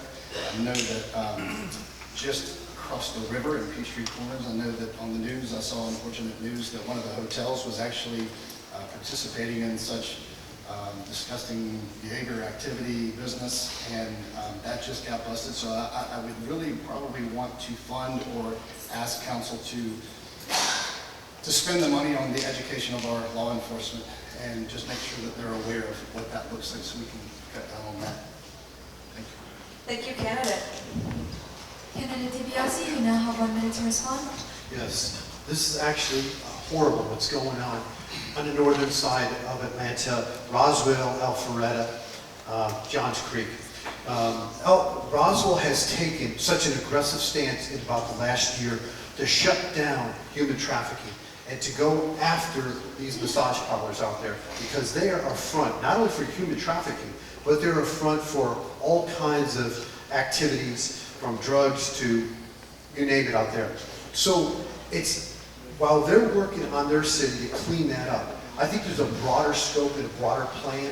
A task force on the northern side of Atlanta, including Alpharetta, Johns Creek, Roswell, and possibly Milton and maybe Sandy Springs. If that task force is established, we can do a lot of cleanups here. But this goes back into the corridor that goes from 85 south and to north, that moves all the way up the East Coast. It's not only drugs, but it's also human trafficking. So we must clean up this cancer here. We're better than this. Thank you, candidate.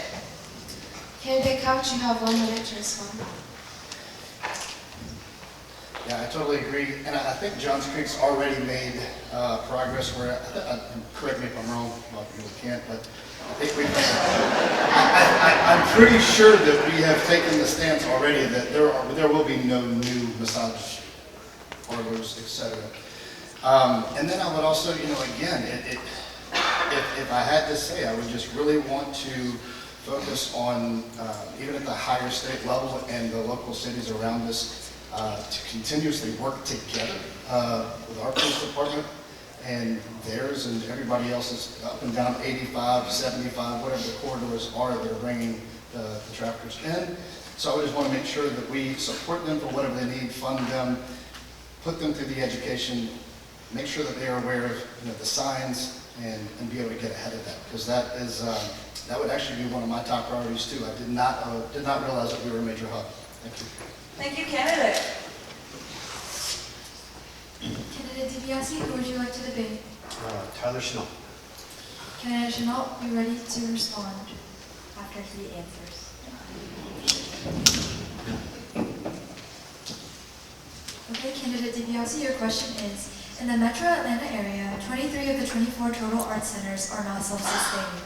If the Arts Center bond were to be passed this November, how would you ensure it is self-sustaining? You have 2 minutes to respond. So, I love the arts, plain and simple, love it, okay? This is a great idea, but a horrible execution by the city, quite honestly.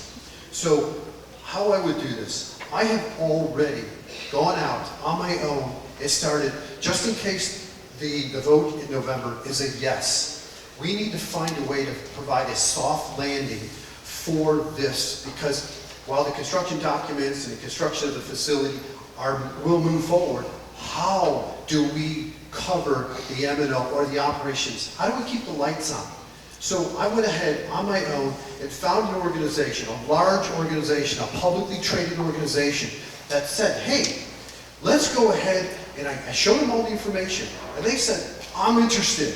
I want to help provide, cover for the, I want to run the facility.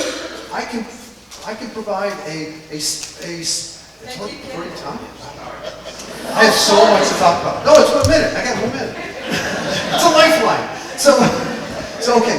So I already found this organization that would come in and potentially, it's a public-private partnership that would come in and help and look at naming rights and allow us to have a financial foundation to move forward. So the burden on the city and the taxpayer is lessened. That should have been done prior to this becoming a bond referendum. In addition, when we were debating this back in the work session, I asked the council, what is the rush? Why are we making this a political football? Because it's tore the city apart. So I asked, if we don't put it on November, why not move it to May? That's our next election. Give us time to properly put this together and take the politics out of the arts. That's what should have been done, but I was shot down. Thank you, candidate. Candidate Chenault, you have 1 minute to respond. Would you like me to repeat the question? Councilman, I hope you didn't overshare too much information. I know you have a duty to keep some of that information held, but I do agree in the aspect that we should look at other alternative fundings to fund this Performing Arts Center. I would be a strong proponent of that. And listen, Johns Creek has all the attention right now. We're being marked on US News and all these other sites as the #1 place to live, right? We should look to all their private partnerships to fund this. Hey, come in this city. Look at our quality of life. Look at our schools. Look at what you can do. Put your name on the building. You take it off the city's burden. And then that space is not only now benefiting our city, it's not on the taxpayer, and we are now having a space, an indoor space, mind you, that we can all meet and gather and host these wonderful cultural events. Thank you, candidate. Candidate DiBiase, you have 1 minute to respond. I agree with everything that Tyler had said.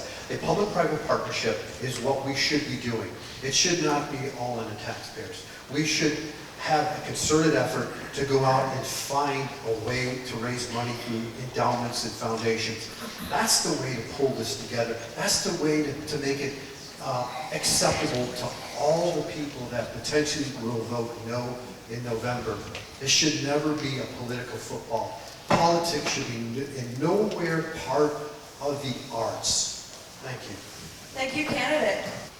Unfortunately, we do not have time for a third round of post questions, but we will move on to the last round of lightning round questions. Again, candidates, please make sure that your cards are clearly readable to the audience. I will not be repeating questions. All right, firstly, is human trafficking in Johns Creek currently being adequately addressed in your opinion? Thank you, candidates. Do you believe the city should make finding a home for the Johns Creek Historical Society a priority?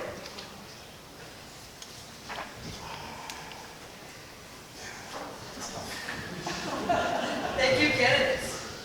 Candidates, as a reminder, before I say thank you, please hold them up. Has the city successfully encouraged resident participation and input on issues? Thank you, candidates. Should Johns Creek implement eco-friendly business policies in a wide-scale environmentally protected development? Thank you, candidates.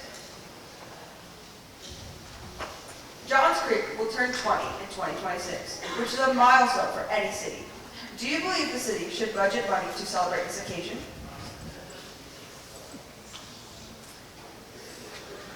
Thank you, candidates.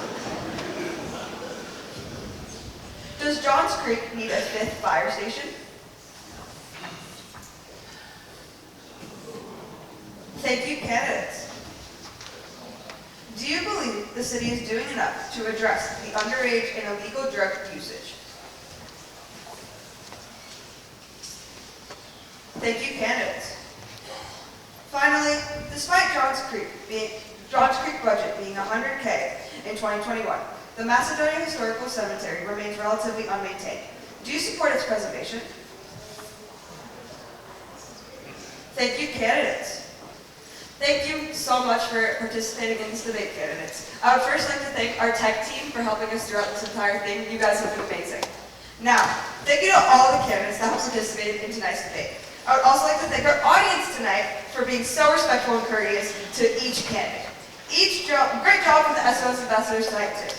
Thank you everyone for attending the debate, and please remember to vote on November 4th or use any early voting options. Candidates, please remain on stage for a photo with the ambassadors team. Any of the SON board members or dignitaries attendants, please join us in the photo as well. Thank you so much.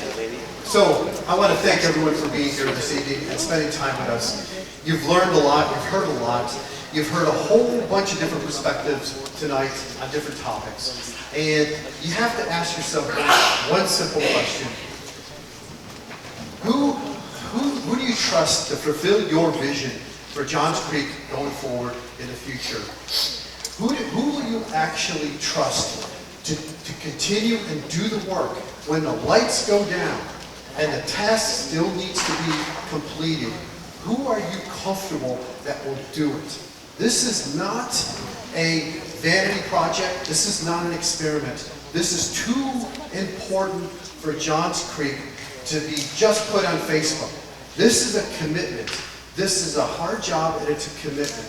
And I applaud everyone here that raises their hand and say, put me in, because I know what it takes to do this job. I do want to say thank you, and I sincerely look forward to your vote in November 4th. Thank you very much. Thank you. So I've learned a lot tonight, I can tell you that. I learned that some things that I don't know and need to know.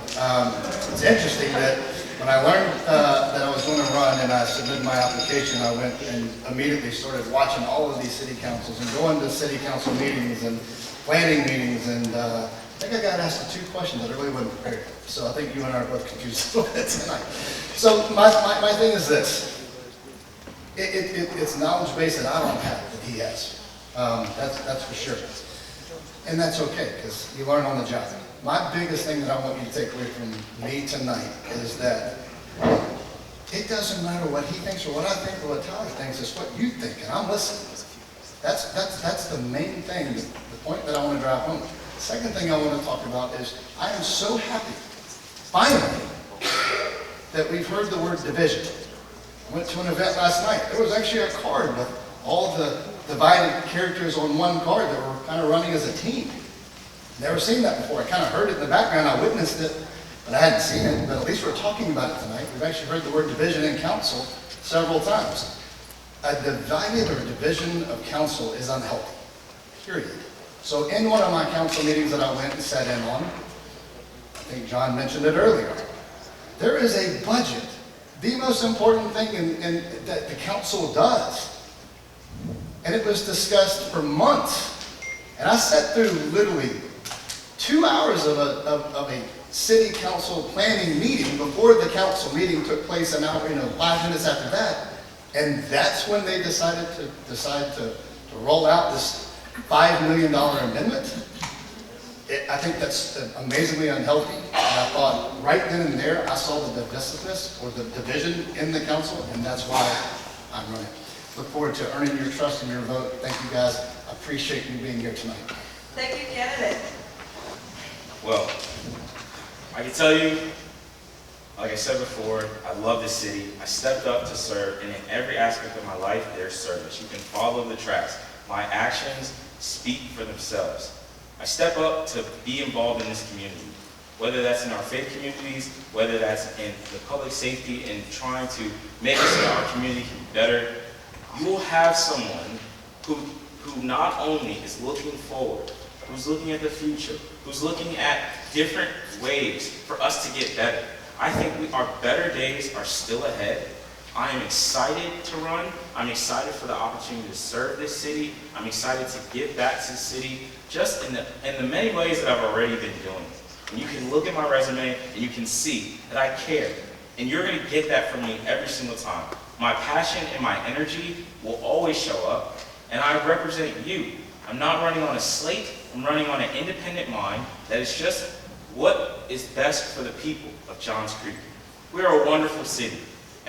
And part of when, as I'm door knocking, as I'm canvassing, I'm seeing that there's a difference in the identity here in our city.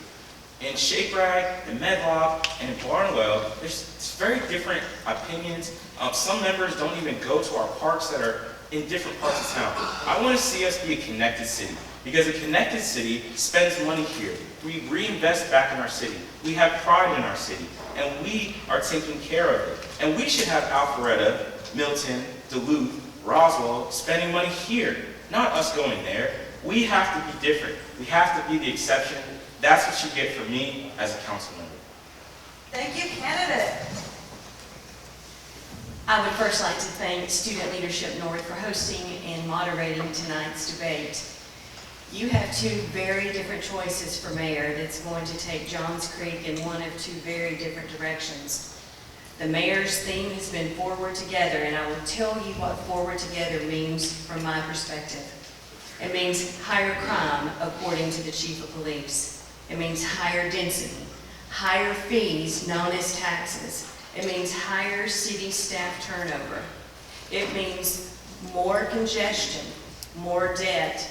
It means fewer first responders per capita. It means no transparency. It means a divided city and a divided city council. It means broken down emergency vehicles. It means wasteful spending. It means choosing to fund a performing arts center for 1% of our population over a fifth fire station for 100% of our population. And it means listening to outside interest and special interest. I want to get Johns Creek back on track. I want to put the taxpayer first, public safety first, funding our critical services and our essential services first, funding and putting our needs above our wants, protecting our quality of life. I want to unify a city, bring healing to our city and to our city council and to the city staff. And then I want to have broad community engagement with the public with monthly mayor's meetings. I look forward to earning your vote for Mayor of Johns Creek, November 4th. Thank you. Thank you, candidate. It's true we have the opportunity in this election to decide what kind of city and what kind of community do we want to be. I have a friend that always says that she's an optimist. And she asks, am I an optimist or a pessimist? And I say, no, I like to think that I'm a realist. Our community needs leadership. Leadership requires integrity. Integrity requires the truth. It is my great pride, and I consider it the most important asset that I have as your mayor, that I have always told you the truth.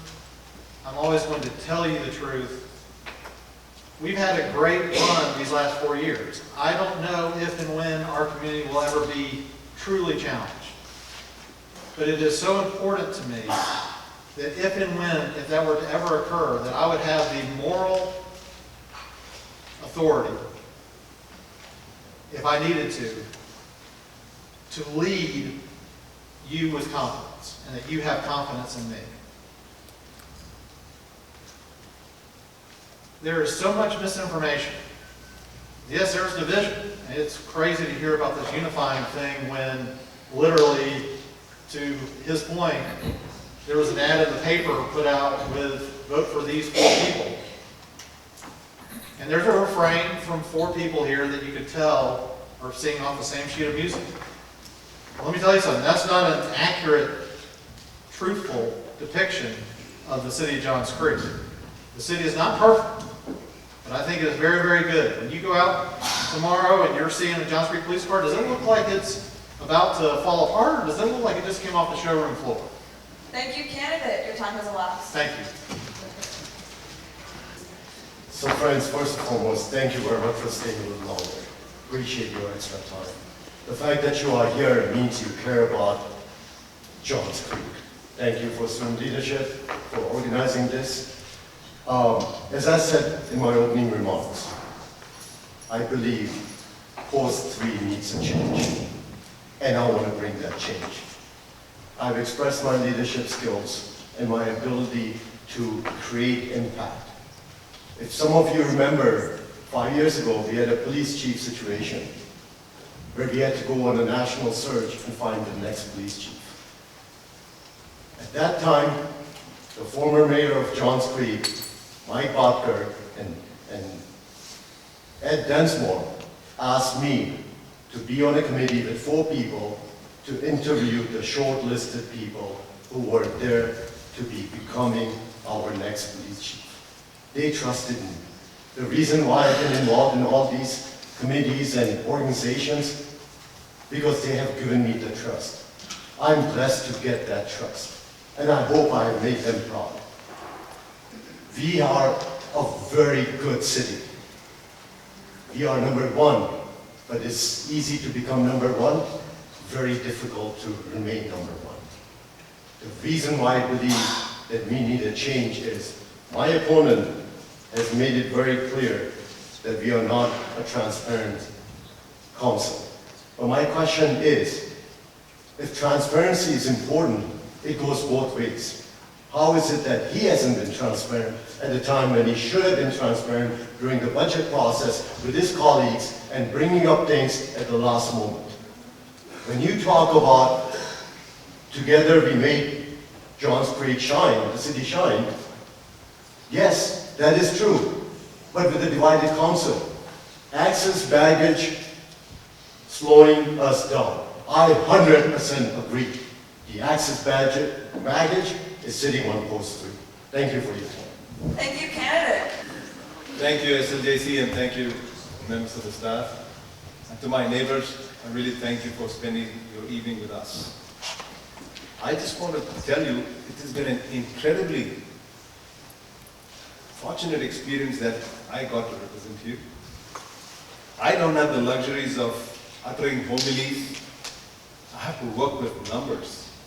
Believe me, despite having our differences, we still manage to move the city forward. And that is more important. Why? Because it's my home, your home, our home. Together we'll make this city shine.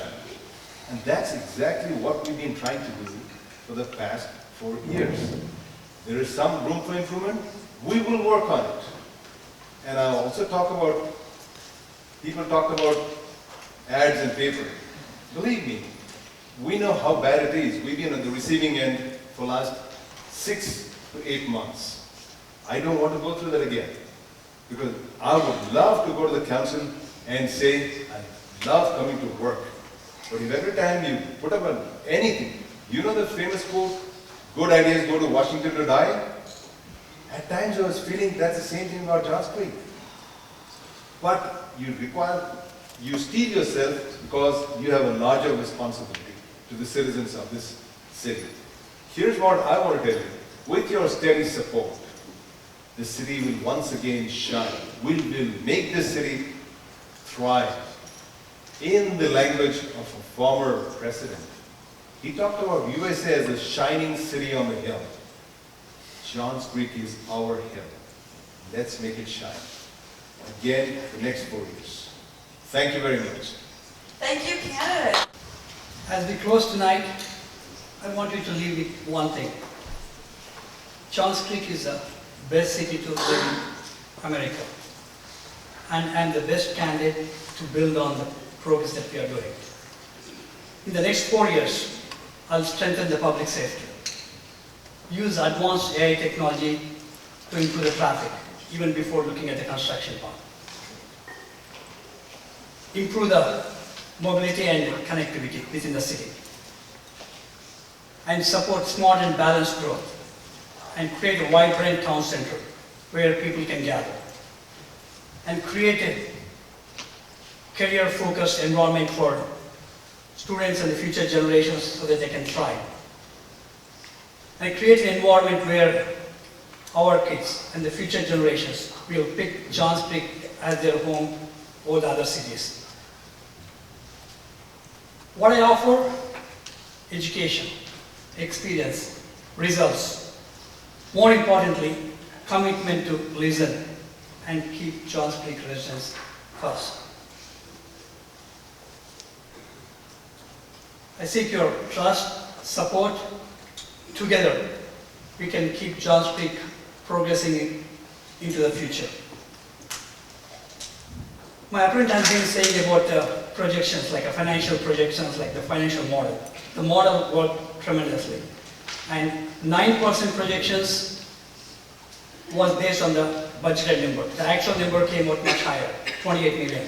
So based on that, the projection of 7% is correct. It's much lower than that. And again, based on the model, 22 we had $11 million surplus, 23, 8.5, 24, $2 million. And now it's $5.5 million. The financial model is working fine, so let's not poke holes in the financial model that's working. If it doesn't, then we come back. But if one variable is changing, the other variable is making for that. So thank you for your support.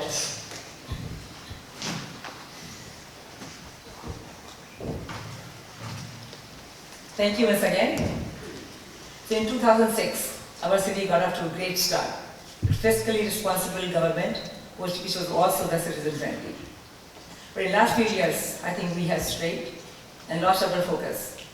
And the few other city council members focused on prioritizing the wants over needs.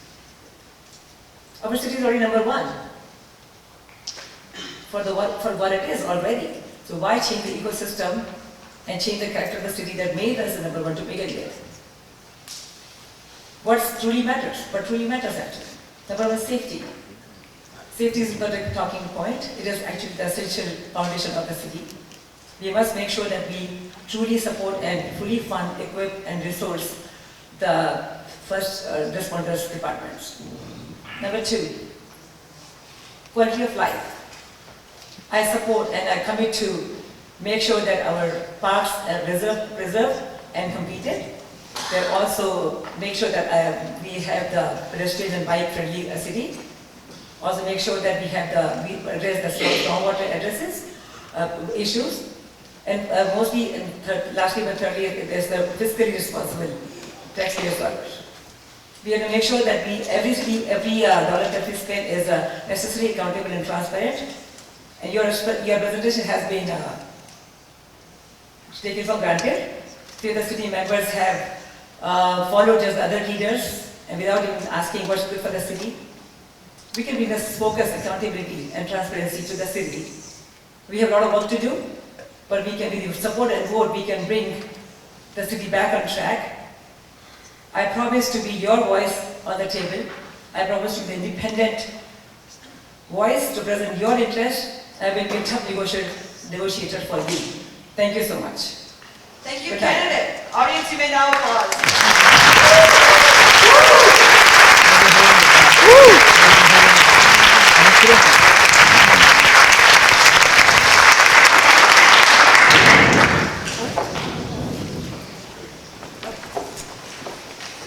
All right, as we conclude this debate, thank you all candidates for participating. Thank you our tech team, and thank you so much to our distinguished guests who have attended this in such late into the night.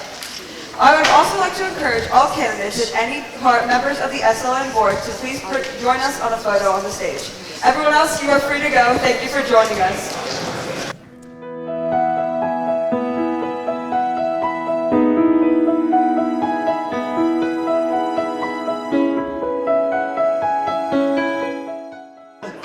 Hi, I just finished watching all the candidates, and I must say I really do think that Shafiq did a great job.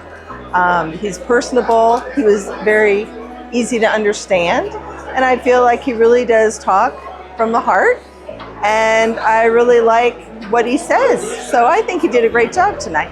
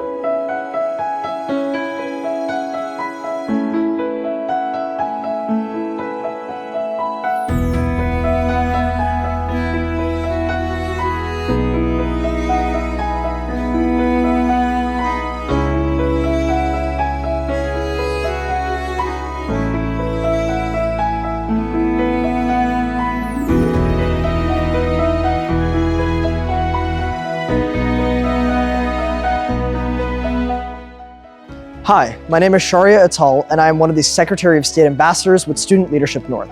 Today, we just had our mayoral and city council post debates. We ran the debates for post 1, 3, mayoral, and 5. It was really interesting to see the different candidates' perspectives on all of the different things that we talked about. We talked about the Performing Arts Center, human trafficking, substance abuse, and increasing green space in and around Johns Creek. I think it's going to be a close race for all 4 of the posts, and I'm really looking forward to see what happens next. Thank you so much.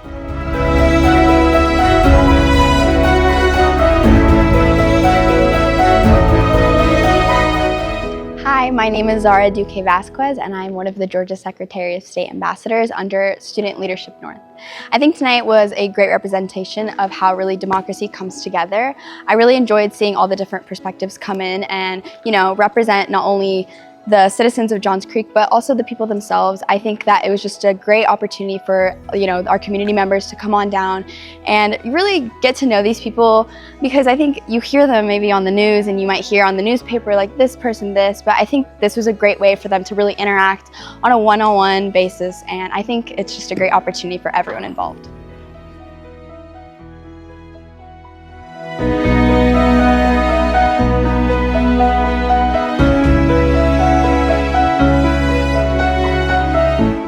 Hello, my name is Violet Purcell, and I am an SOS ambassador in the class of 2026 within SLN, and I was the MC at this debate, meaning I was the host.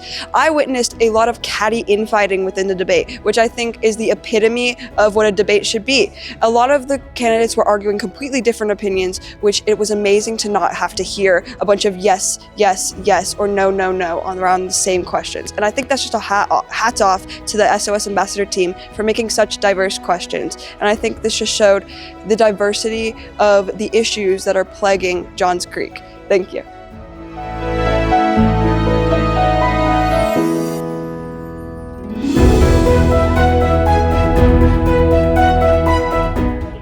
We just got done with our debate with Student Leadership North. We had a good conversation. It's always great to see so many members of the Johns Creek public that come out to learn more about the issues and what's affecting the city of Johns Creek and our future.